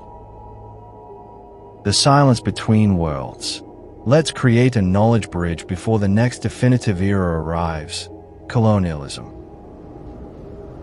After 1500 CE, Greenland entered a period of strange quietness in European consciousness. The Norse were gone. Their farms stood empty. Their churches were roofless. The last ship that might have carried Greenland refugees to Iceland had either succeeded or vanished into the North Atlantic without record. And for over 2 centuries, Europe essentially forgot about Greenland. Oh, there were maps. Cartographers continued to draw Greenland on their charts, sometimes wildly inaccurately, sometimes as a peninsula extending from Europe, sometimes as an island chain. But these were copies of older maps. No one was actually going there. No one was updating the information. A few explorers passed by, Martin Frobisher, searching for the Northwest Passage in the 1570s, may have sighted Greenland's coast. John Davis mapped parts of the western coastline in the 1580s. But these were glimpses from ships, brief encounters. No one was settling. No one was staying. Meanwhile, the Inuit, descendants of those Thule migrants, continued their lives exactly as before. Hunting, building their winter houses, raising their children, moving with the seasons and the ice. They had no knowledge that Europeans had once lived on the southern tip of their island. The Norse ruins, when Inuit encountered them, were simply old stones. Ancient places, perhaps built by ancestors, perhaps by unknown others. The stories, if they existed, were vague. For the Inuit, these 2 centuries were not a gap or an absence. They were simply normal. Life continuing as it always had. The rhythm of ice and open water. The cycle of seal and whale and caribou. The long darkness and the brief summer light. But in Europe, there was curiosity. There were questions. Whatever happened to the Norse settlements in Greenland? Were there still Christians there, cut off and isolated, waiting for rescue? Were there resources to be exploited? Could Greenland serve some strategic purpose? By the early 1700s, Denmark-Norway, which had historically claimed sovereignty over Greenland based on the Old Norse settlements, decided it was time to reassert control. Time to return, to colonize, to bring Greenland back into European control and Christian civilization. In 1721, a missionary prepared to sail west. His name was Hans Egede, and he would open a new chapter in Greenland's history, one that would bring Christianity, trade, disease, and centuries of colonial control. The quiet centuries were ending. Act 6, Colonial and Military G&D Part 1. Hans Egede and the Return of Europe. Hans Egede was a Norwegian-Danish Lutheran missionary with an obsession. He had read the old sagas, the accounts of Norse Greenland, the descriptions of churches and Christian communities that had existed for centuries at the edge of the world, and he convinced himself that those Norse settlers, or their descendants, might still be there, isolated, cut off, perhaps having fallen away from proper Christianity in their isolation, perhaps in need of spiritual rescue and reconnect with the church. This was his mission, his calling, to sail to Greenland and find these lost Norse Christians. He spent years lobbying the Danish crown for support. Finally, in 1721, he received permission and funding. He gathered his wife Gertrude, their 4 children, and a small group of colonists. They boarded a ship and sailed west into the North Atlantic. When they reached Greenland's western coast, they found no Norse Christians. They found Inuit, living exactly as the Thule had lived for centuries, hunting seals, speaking their own language, following their own customs and spiritual practices. The Norse were gone, completely. Only ruins remained. It must have been a shock. Egede had expected to find European Christians, perhaps struggling but still maintaining their faith and identity. Instead, he found a land that had returned entirely to indigenous control. But Egede didn't turn back. He adjusted his mission. If there were no Norse Christians to save, then he would convert the Inuit.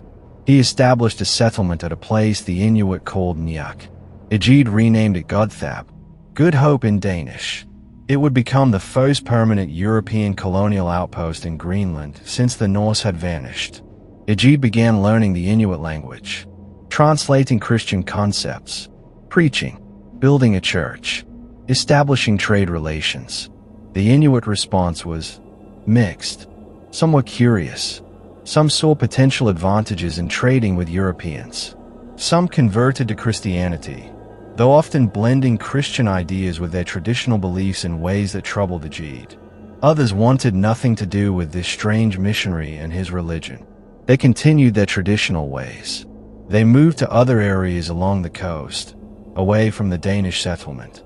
But Egede persisted. For 15 years he remained in Greenland, through brutal winters, through isolation, through the death of one of his sons. His wife Gertrude worked alongside him, teaching Inuit women European domestic skills, tending the sick. Egede became known as the Apostle of Greenland. When he finally returned to Denmark in 1736, he had established the foundation of what would become Danish colonial control over Greenland, a control that would last for centuries. Part 2. The Trading Company and the Transformation of Inuit Life. Following Egede's mission, Denmark established permanent colonial administration in Greenland. In 1774, the Royal Greenland Trading Company was created with an official monopoly over all trade in Greenland. This wasn't just a business arrangement. It was total economic control. The trading company decided what goods Inuit could buy, what prices they would receive for furs and skins, what items would be available, where trading posts would be located. Everything. Inuit hunters became dependent on European goods. Metal knives that held an edge better than stone. Iron harpoon points that didn't shatter. Rifles that could kill at distances impossible with traditional weapons. Needles. Pots. Cloth. Eventually, coffee. Sugar. Flour. These weren't luxuries. Once you had metal tools, stone tools became inadequate by comparison. Once your community had rifles, traditional hunting methods put you at a disadvantage. Once you grew accustomed to certain foods, going without them felt like deprivation. The trading company understood this. They used it. They created dependency. And then they imposed quotas, requirements for how many fox pelts must be delivered, how much seal skin, how much blubber for lamp oil. Inuit hunters had traditionally hunted for subsistence and for trade with neighboring groups. Now they were hunting to meet quotas imposed by distant administrators in Copenhagen who had never seen Arctic ice or hunted a seal. The system transformed Inuit life. Traditional patterns of seasonal migration became constrained by the need to be near trading posts. Traditional sharing practices, the complex networks of obligation and reciprocity that had sustained communities, were disrupted by individual accounts with the trading company. Some Inuit became relatively prosperous by trading company standards, skilled hunters who could consistently deliver high-value fares. Those who lived near particularly good hunting grounds. Others struggled. Families who had bad hunting seasons found themselves in debt to the trading company, unable to purchase the ammunition and tools they needed, falling further behind. And there were darker consequences. The 19th century saw mysterious shipwrecks along Greenland's coasts, supply ships that vanished in storms, trading vessels that ran aground in fog and ice. The trading company's records mention several ships lost with all hands during the 1850s. Some of these were simply the inevitable toll of Arctic navigation. But among Inuit communities, legends grew. Stories of cursed voyages, of ships that had offended the spirits of the sea, of vessels doomed for carrying sacred objects taken without permission. Whether supernatural or simply statistical, the disrupted supply lines caused real hardship. Settlements waiting for supplies that never arrived. Ammunition running out midwinter. Tools breaking with no replacements available until the next ship, if it came. The trading company's monopoly created a fragile system. When it worked, it provided access to goods that made life easier. When it failed, people suffered, and the Inuit had no alternatives. No ability to trade with other European powers. No way to negotiate better terms. They were locked into Danish control by royal decree and international treaty. Part 3. The epidemics. But the trading company's control, the economic transformation, these were not the worst things Europe brought to Greenland.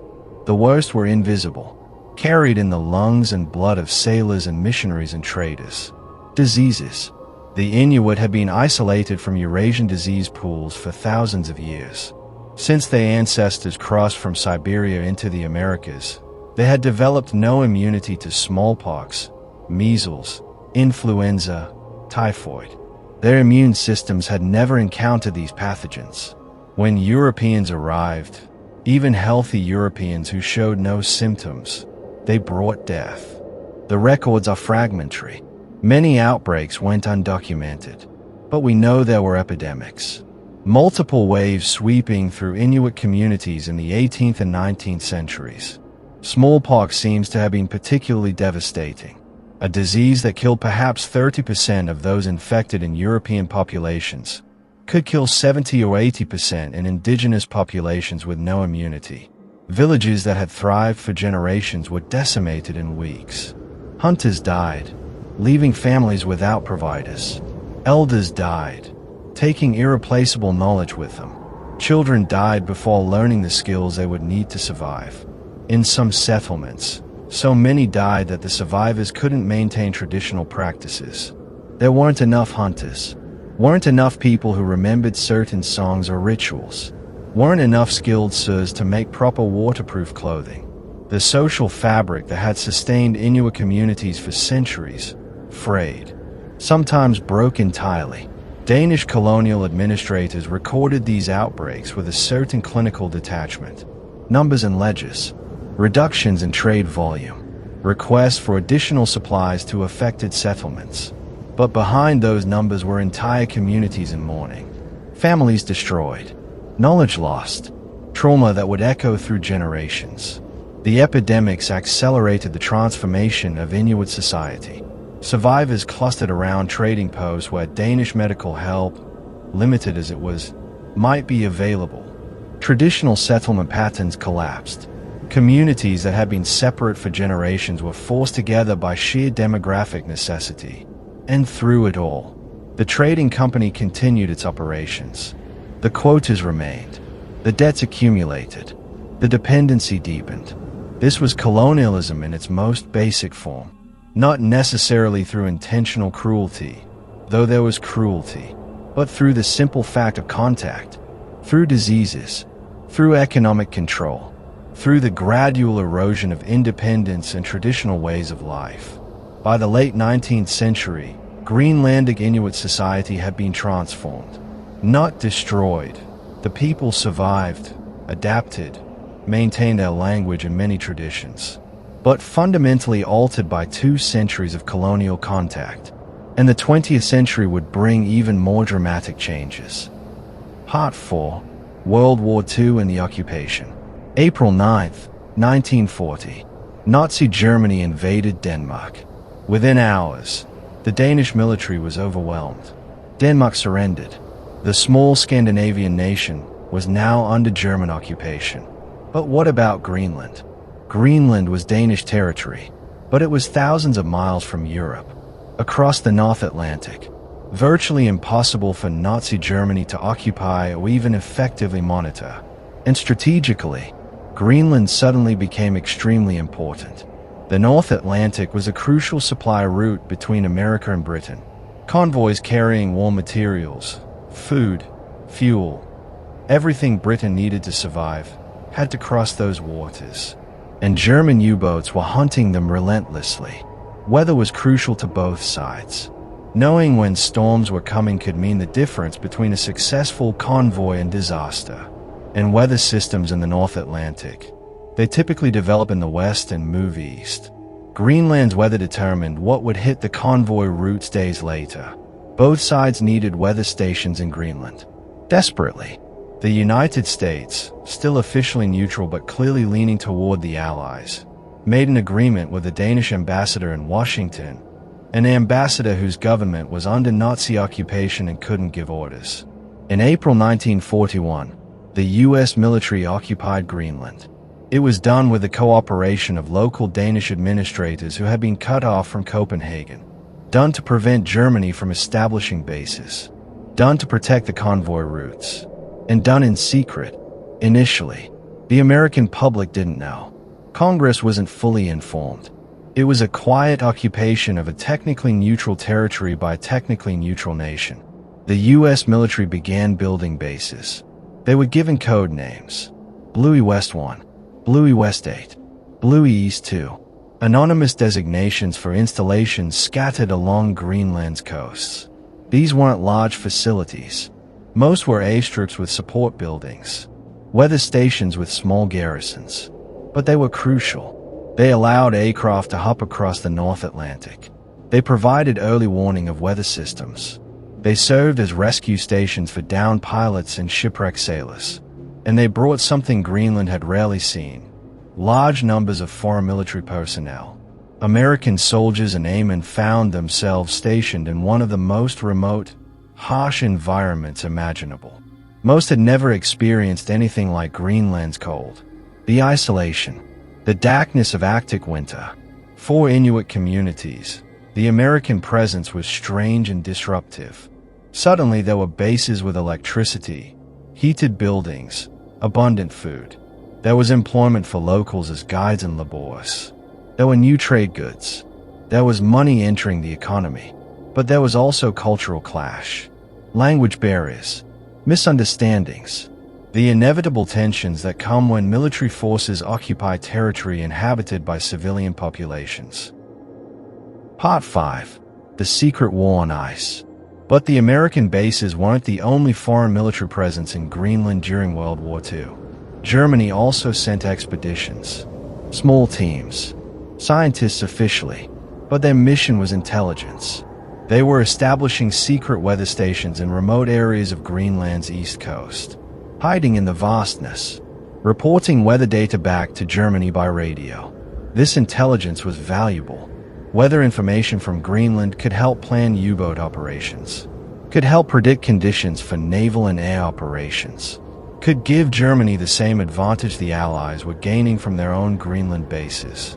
The Danish Greenlandic administration, what remained of it, organized patrols, dog-sled patrols, small teams of hunters and Danish military personnel traveling vast distances across the ice to search for German installations. It was in strange war, tiny forces in an enormous landscape, men traveling for weeks through temperatures far below zero, tracking, searching, occasionally finding. There were skirmishes, brief, violent encounters between patrol teams and German weather stations. Germans captured, equipment destroyed, radio transmitters smashed. But the landscape was so vast. The German teams were so small and mobile. Some stations operated for months before being discovered. Some were never found during the war. Their locations revealed only decades later when researchers combed through declassified documents. Declassified logs from US and Danish operations mentioned something else. Something that has never been fully explained. Unexplained radio signals, coming from remote areas of Greenland's interior, not matching any known German installations, not using standard German military codes. Some of these signals were investigated, patrols sent to the coordinates, finding nothing, or finding abandoned equipment, or finding strange artifacts that didn't match any known German or Allied operations. Were these German experiments? Secret installations that were evacuated before discovery? Equipment failures creating phantom signals? Natural radio phenomena? The documents raise questions without answering them. They suggest mysteries that may never be solved. Expeditions that vanished. Signals that ceased. Installations that left no trace. The war ended in 1945. The German weather teams were withdrawn or captured. The American bases remained, but their status was uncertain. What would happen to Greenland now?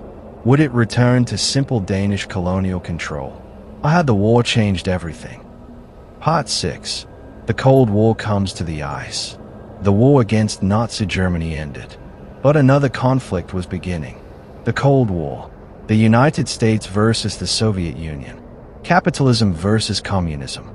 Democracy versus totalitarianism. Two superpowers facing each other across an ideological divide, each armed with nuclear weapons capable of destroying civilization. And Greenland, that frozen island in the North Atlantic, suddenly became one of the most strategically important pieces of real estate on Earth. Why? Geography. Greenland sits between North America and Europe, between the United States and the Soviet Union. The shortest flight path for bombers or missiles traveling between the two superpowers passes over the Arctic, over Greenland. If the Soviets launched bombers or missiles at America, they would pass over Greenland. If America launched at the Soviet Union, they would pass over Greenland. Greenland was on the front line of potential nuclear war. In 1951, the US and Denmark signed a treaty. The US would maintain military bases in Greenland, would establish a major installation in the far northwest, in the Thule region. The operation began in the summer of 1951. It was called Operation Blue Jay. In just 104 days, from June to September, U.S. military construction crews built Thule Air Base. They brought in thousands of workers, enormous quantities of supplies, prefabricated buildings, construction equipment, everything transported by ship during the brief ice-free season, then frantically assembled before winter closed in. It was a logistical miracle, and a catastrophe for the Inuit who lived in that region.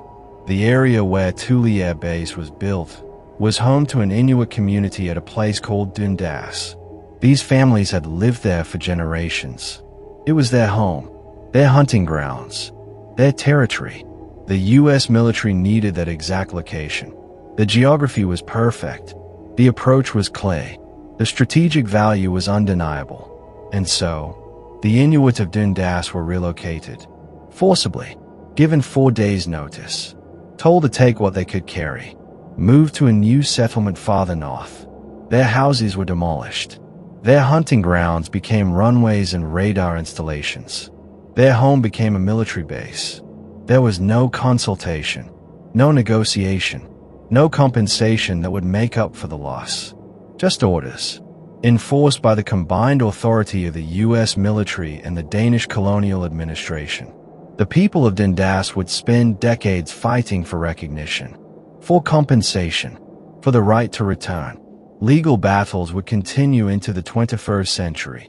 But in 1951, they were simply removed, erased from the landscape to make way for Cold War infrastructure. Part 7. Camp Century in the City Under the Ice. Thule Air Base was just the beginning. The U.S. military had bigger, stranger plans for Greenland. In 1959, they began constructing something unprecedented, something that sounds like science fiction. Camp Century, a city under the ice. The concept was extraordinary. Dig tunnels into the Greenland ice sheet. Create an underground installation powered by a portable nuclear reactor.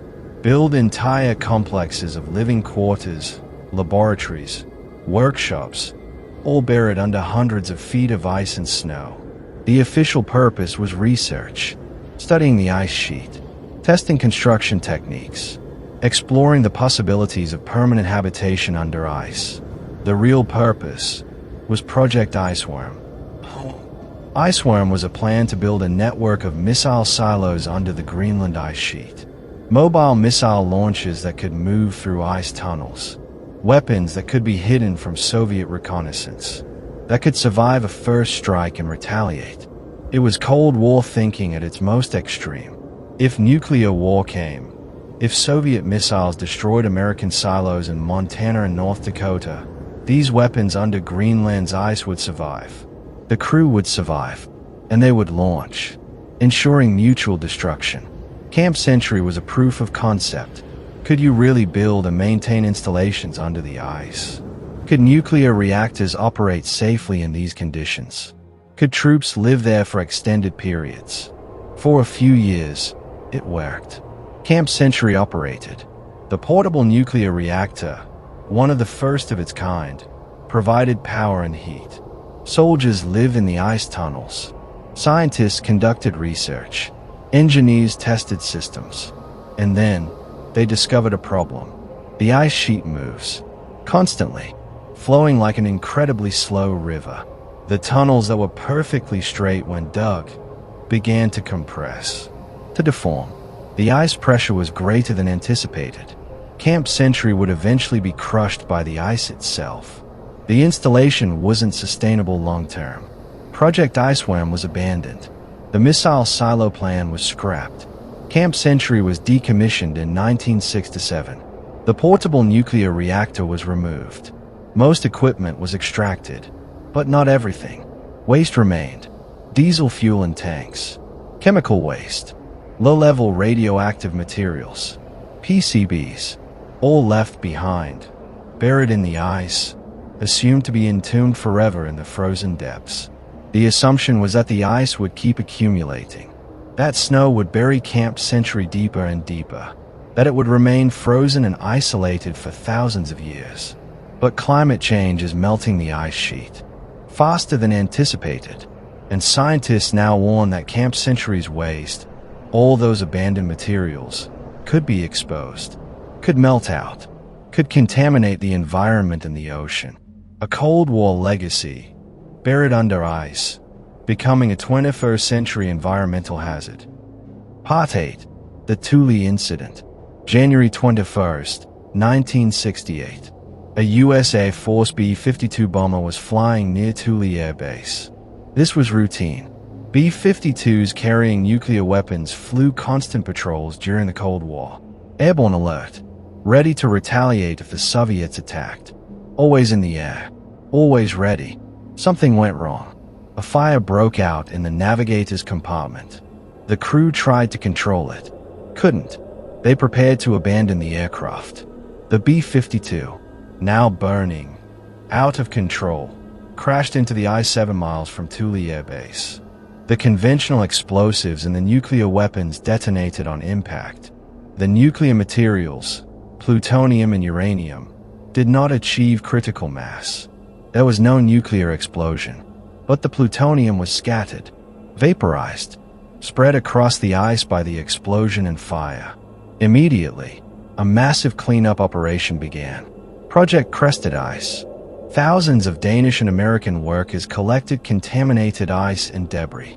Over 4 months, they removed thousands of tons of material, placed it in barrels, shipped it back to the United States for disposal. The official report stated that most of the radioactive material was recovered, that the site was cleaned, that radiation levels returned to safe background levels. But questions remained. One of the 4 nuclear weapons on the bomber was never fully accounted for. Parts were found, but not all components. Did something sink through the ice, fall into the ocean beneath? The U.S. Navy searched, found what they believed was a weapon on the seafloor, but exact details remained classified for decades. And how thorough was the cleanup really? Plutonium can spread widely, can contaminate soil and ice in ways that are difficult to detect and remove. Did some remain, buried in the ice, slowly being released as the ice melts? Local Inuit who worked on the cleanup reported health problems years later. Cancer rates higher than expected, respiratory issues, thyroid problems. Were these connected to plutonium exposure? The evidence is circumstantial but troubling. The Thule incident remains one of the most serious nuclear accidents of the Cold War, a reminder that the weapons meant to protect, also in danger, that the strategic importance of Greenland came with terrible risks that the people of Greenland, who had no say in these military decisions, bore personally. Part 9. From Cold War to Climate Change. The Cold War didn't end suddenly in Greenland. When the Soviet Union collapsed in 1991, when the threat of nuclear apocalypse seemed to recede, the military installations remained. Thule Air Base kept operating. The radars kept scanning. The strategic importance didn't disappear, because Greenland's geography hadn't changed. It still sat between continents, still controlled approaches across the Arctic, and new threats were emerging. Rogue states developing ballistic missiles, terrorist organizations, and something no one had really anticipated during the Cold War, a changing climate that was transforming the Arctic faster than anywhere else on Earth. The ice sheet that had seemed eternal was melting. By the early 2000s, scientists were documenting dramatic changes. Glacier retreating, meltwater rivers forming where solid ice had existed for millennia, the edges of the ice sheet thinning, year by year, at accelerating rates.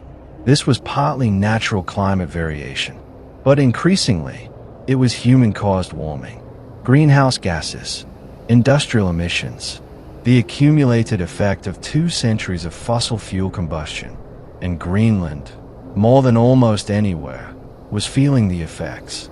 For Inuit communities, the changes were immediate and personal. Ice that had been reliable for hunting was becoming unpredictable. traditional knowledge about safe routes and seasonal patterns, knowledge passed down for generations, was becoming less reliable as the climate shifted faster than cultural adaptation could keep pace. For the military installations, climate change created new concerns. Would camp centuries buried waste be exposed? Would coastal bases be threatened by sea level rise? Would new shipping routes through an ice-free Arctic create security challenges? And for Greenland itself, for the Greenlandic people who had endured centuries of colonialism, military occupation, and imposed changes, a question was growing more urgent. What future do they want? Who should control their land? What should independence actually mean? The 21st century would force these questions into the open. Act 7. The Unfinished Present. Part 1. The Secret Upgrades. 1982. The Cold War was entering one of its most tense phases. President Reagan had taken office in the United States with rhetoric about the evil empire and plans for massive military expansion. The Soviet Union, under aging leadership, was responding with its own build-up. And in Greenland, in secret, the United States was upgrading Thule Air Base. The installation was officially called Thule Air Base, but increasingly, it was being referred to by another name, Pituffik, the original Inuit name for the region, a small gesture toward recognition. Though the Inuit who had been forcibly removed from that land in 1951 were still fighting for justice. The upgrade was part of what the Reagan administration called the Strategic Defense Initiative, Star Wars, in popular terminology, the ambitious, controversial plan to develop systems that could intercept Soviet ballistic missiles in flight. At Pituffik, the U.S. Space Command installed new radar systems, solid-state phase array radios, SPARS in military acronym. These were far more powerful and sophisticated than the older ballistic missile early warning system radars. They could track multiple targets simultaneously, could distinguish between warheads and decoys, could detect launches from thousands of miles away and provide precious minutes of warning time. The installation was done quietly. No public announcements, no consultation with Greenlandic authorities. Certainly no discussion with the Inuit communities whose lives these installations affected. The radars went up. The power consumption at Pituffik increased dramatically, and Greenlanders, watching from a distance, knew something significant was happening but weren't told what. This was the pattern that had defined Greenland's relationship with external military powers for decades. Decisions made elsewhere, changes imposed. The people affected learning about developments in their own territory through rumors or years-late revelations. But by the 1980s, Greenland was changing. A new generation had grown up, a generation more educated, more politically conscious, less willing to simply accept whatever Denmark and the United States decided. There were protests, questions raised in the Greenlandic parliament, demands for transparency. The responses were limited. Security concerns, NATO obligations, strategic necessity, the same justifications that had been used for decades. But the protests didn't stop. If anything, they grew. Part 2. The forced relocations continue. 1986. 35 years after the original forced relocation from Dundas, a new generation of Inuit had been born in the settlement where their parents and grandparents had been moved. It wasn't home, not in the way Dundas had been home, but it was where they lived. And then, they were told to move again. 22 Inuit families, told that the U.S. military needed to expand operations at Pituffik, that their settlement was too close to sensitive installations, that they would be relocated again, this time to Uminanak, hundreds of miles away. The same pattern as before. Minimal notice. No real consultation. Compensation offered but inadequate. Take what you can carry. Leave the rest. But this time, there was resistance. Legal challenges. Lawyers engaged. International human rights organizations notified. The forced relocation became news beyond Greenland. Embarrassing news for Denmark and the United States. The families were still relocated. The military expansion proceeded. But the legal fight continued for years. In 1990, Denmark agreed to pay compensation, not because they acknowledged legal wrongdoing. The official position remained that the relocations were necessary and properly conducted, but as a gesture of goodwill. The compensation was modest, far less than what the families had lost in terms of traditional hunting grounds, cultural disruption, psychological trauma, and the money couldn't address the deeper wounds. The sense of powerlessness, the experience of being moved around like pieces on a board in someone else's game. The realization that despite everything, despite decades of supposed progress towards self-determination, Greenlandic Inuit still had no real control over decisions affecting their lives. The trauma from these relocations, both the original 1951 displacement and the 1986 relocation, continues to resonate. In 2026, it remains a living issue. People who were relocated are still alive. Their children grew up with the stories. Their grandchildren are now activists demanding justice and recognition. The Thule relocations have become symbolic, a concrete example, with names, dates, specific families, of colonialism's ongoing effects. Not ancient history, not something that happened centuries ago that can be filed away as regrettable but irrelevant to the present. Something that happened within living memory. Something that shaped the lives of people who are still here, still demanding acknowledgement, still seeking justice.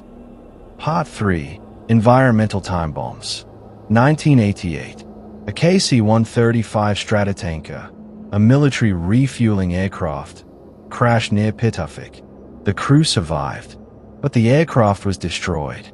Tens of thousands of gallons of jet fuel spilled across the ice and tundra. The cleanup operation began immediately, but as crews worked to contain and remove the fuel, they found something unexpected. Unexploded ordnance, bombs and munitions from World War II, buried in the permafrost for over 40 years, now being exposed by the cleanup operation and by the gradual thawing of the ground. It was a reminder, a literal unearthing of history. All those years of military activity, all those bases and operations, had left things behind. Dangerous things, toxic things, things that had been buried and forgotten. And now, as the climate warmed and the permafrost thawed, they were coming back. But the KC-135 fuel spill was minor compared to what was buried at Camp Century. In 1993, declassified files finally revealed the full scope of what had been left behind when Camp Century was abandoned in 1967. The portable nuclear reactor had been removed, but the waste it generated had not. Approximately 140 tons of material containing plutonium and other radioactive isotopes, buried in the ice, assumed to be permanently frozen. There was also chemical waste, PCBs, polychlorinated biphenyls, industrial compounds used in electrical equipment and hydraulic fluids. Extremely toxic, persistent in the environment, linked to cancer and immune system damage. Diesel fuel in abandoned tanks, estimated at hundreds of thousands of gallons. Sewage, heavy metals, all the accumulated waste of a military installation that had housed over 200 people at its peak. All of it buried under the ice, assumed to be entombed forever. But the ice was melting. Climate models showed that within decades, certainly by the late 21st century, possibly sooner, Camp Century's location would transition from permanent ice to seasonal melt zone. The waste would be exposed, would melt out into the environment, would enter the water system, would flow into the ocean. The EPA began monitoring. Scientists started modeling contamination scenarios. International environmental organizations raised alarms. But who was responsible for cleanup? The United States had abandoned the site decades ago. Denmark had allowed the base to be built, but claimed it wasn't informed about the extent of waste left behind. Greenland, which now had self-rule, inherited the problem but lacked resources for massive remediation. The issue remains unresolved. The waste remains buried. The ice continues to melt. It's a perfect metaphor for colonialism's long-term effects. Decisions made decades ago by distant powers, benefits extracted, costs externalized, and the people who live on the land left to deal with the consequences generations later. Part 4. The path to self-rule. Despite everything, despite the military occupations and forced relocations and buried waste, Greenland was gradually gaining more control over its own affairs. In 1979, Denmark granted Greenland home rule. This gave the Greenlandic Parliament, the Inatsisartut, control over many domestic affairs, education, healthcare, economic development. But Denmark retained control over foreign affairs, defense, mineral rights, the really consequential decisions. It was a step, but only a step. Over the following decades, Greenlandic politicians pushed for more autonomy, more control, more sovereignty. In 2009, a new agreement was reached. Self-rule, a significant expansion of Greenlandic authority. The Greenlandic language was recognized as the official language, with Danish as a second language. Greenland gained control over most natural resources. Revenues from resource extraction would go to Greenland rather than Denmark. Most importantly, the agreement acknowledged Greenland's right to independence. It wasn't granted immediately, but the framework was established. A path was laid out. If Greenland chose independence, if it could sustain itself economically, Denmark would not stand in the way. This was unprecedented in Greenland's history.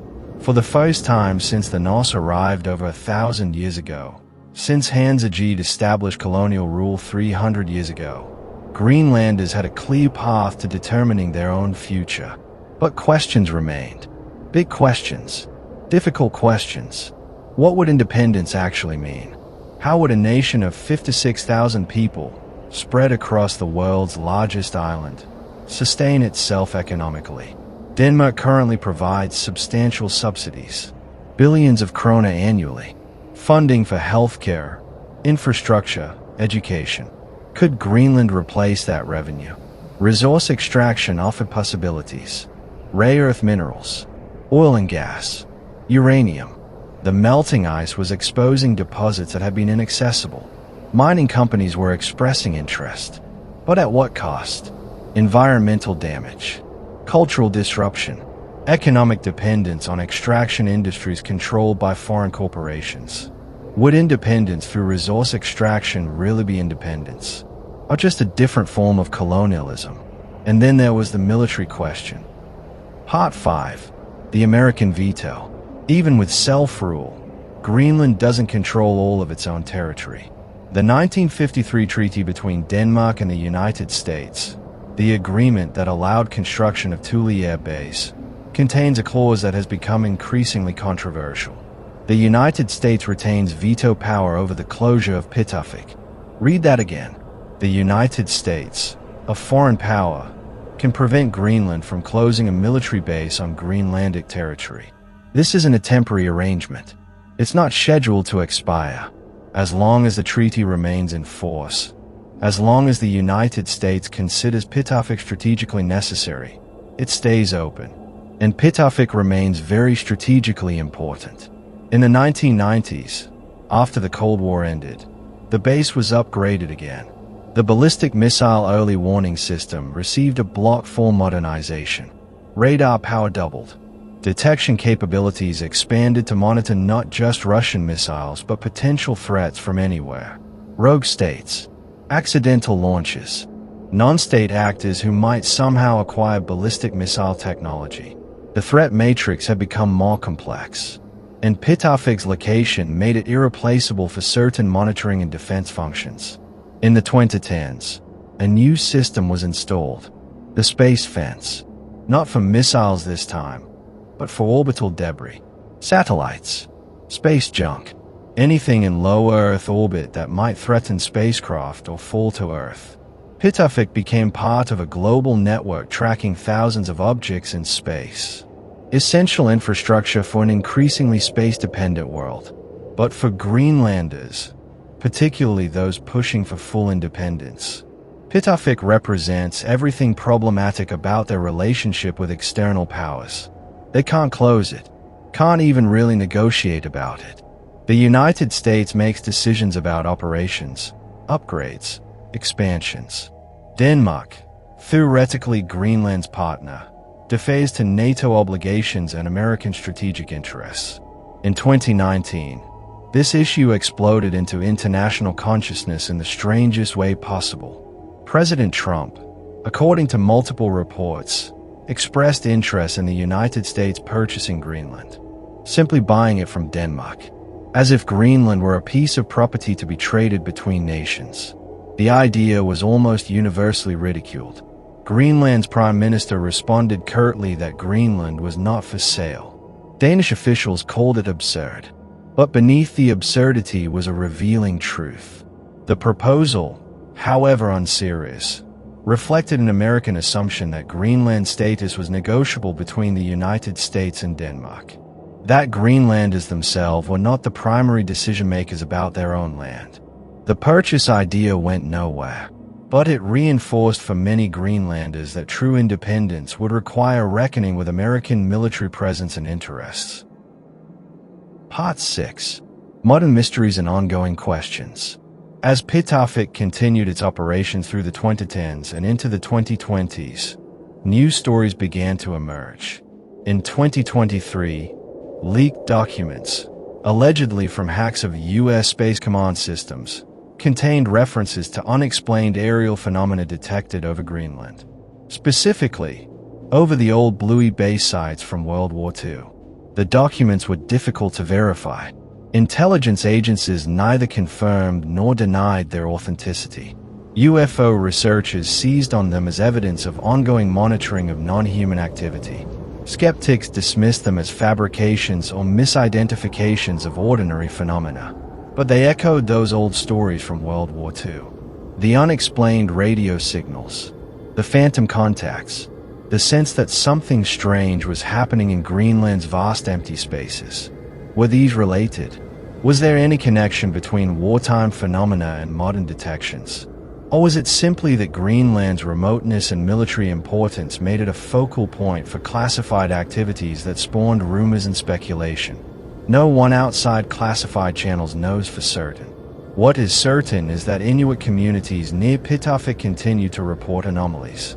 Disrupted animal migrations, caribou changing their routes, fish populations shifting, electromagnetic interference affecting communications equipment. Are these effects of the radar systems? Climate change, natural variation.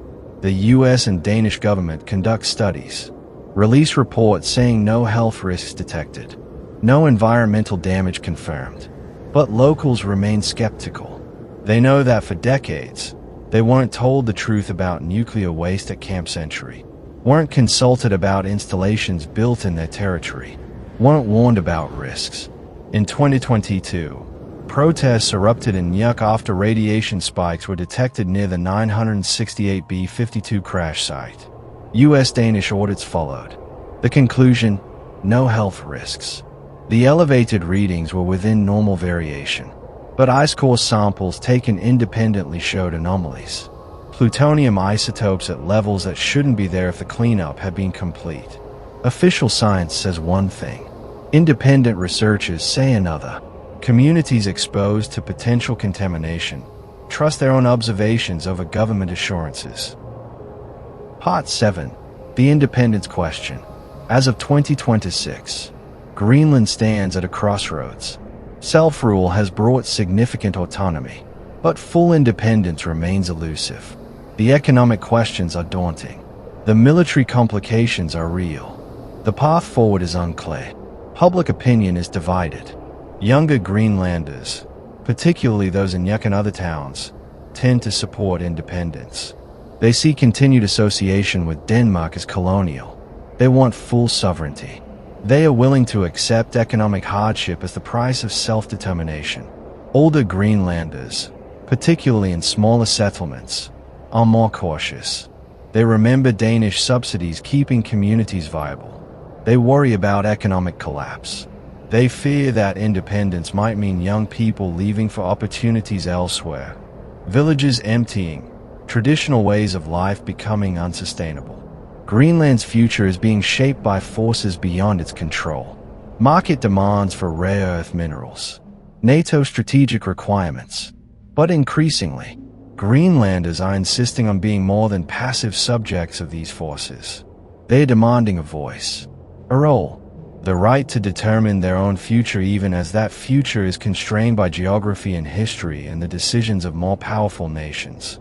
The questions remain unresolved. Independence. When? On what terms? With what costs and benefits? No one knows yet. The story is still being written. Epilogue. Why Greenland is a mystery. So, after 2 hours, after thousands of years of history, why is Greenland still a mystery? Because Greenland doesn't destroy civilizations the way other harsh environments do. It doesn't kill through sudden catastrophe. It doesn't erase through dramatic violence. It simply outlasts. The Saqqaq came, lived for 1700 years, and left almost no trace beyond stone tools and DNA in permafrost. The Dorset came, thrived for 2,000 years, created enigmatic art suggesting rich spiritual lives, and vanished so completely that the people who came after them had no memory they'd existed. The Norse came, built churches and farms, persisted for over 400 years in one of history's most improbable colonial ventures, and then disappeared. No clear ending, just absence. The Thule came, adapted, survived, became the ancestors of modern Greenlanders. And even they are now facing questions about whether their way of life can persist as climate and economics transform the Arctic. Europeans came, brought colonialism, Christianity, disease, trade, imposed control for 3 centuries. And now, as that control loosens, struggle to understand what relationship they should have with a land they never really knew despite claiming to rule it. Americans came, built bases, buried waste, displaced communities, and remain, their installations still operating, their strategic interests still paramount, regardless of what Greenlanders might want. Through all of this, the ice endures, the cold persists, the long darkness comes every winter, the brief summer brings its impossible light. Greenland doesn't change for anyone. It doesn't accommodate. It doesn't compromise. You adapt to Greenland, or you leave, or you die. And when you're gone, the ice keeps your secrets. Camp century buried under melting glacier. Norse farms returning to tundra.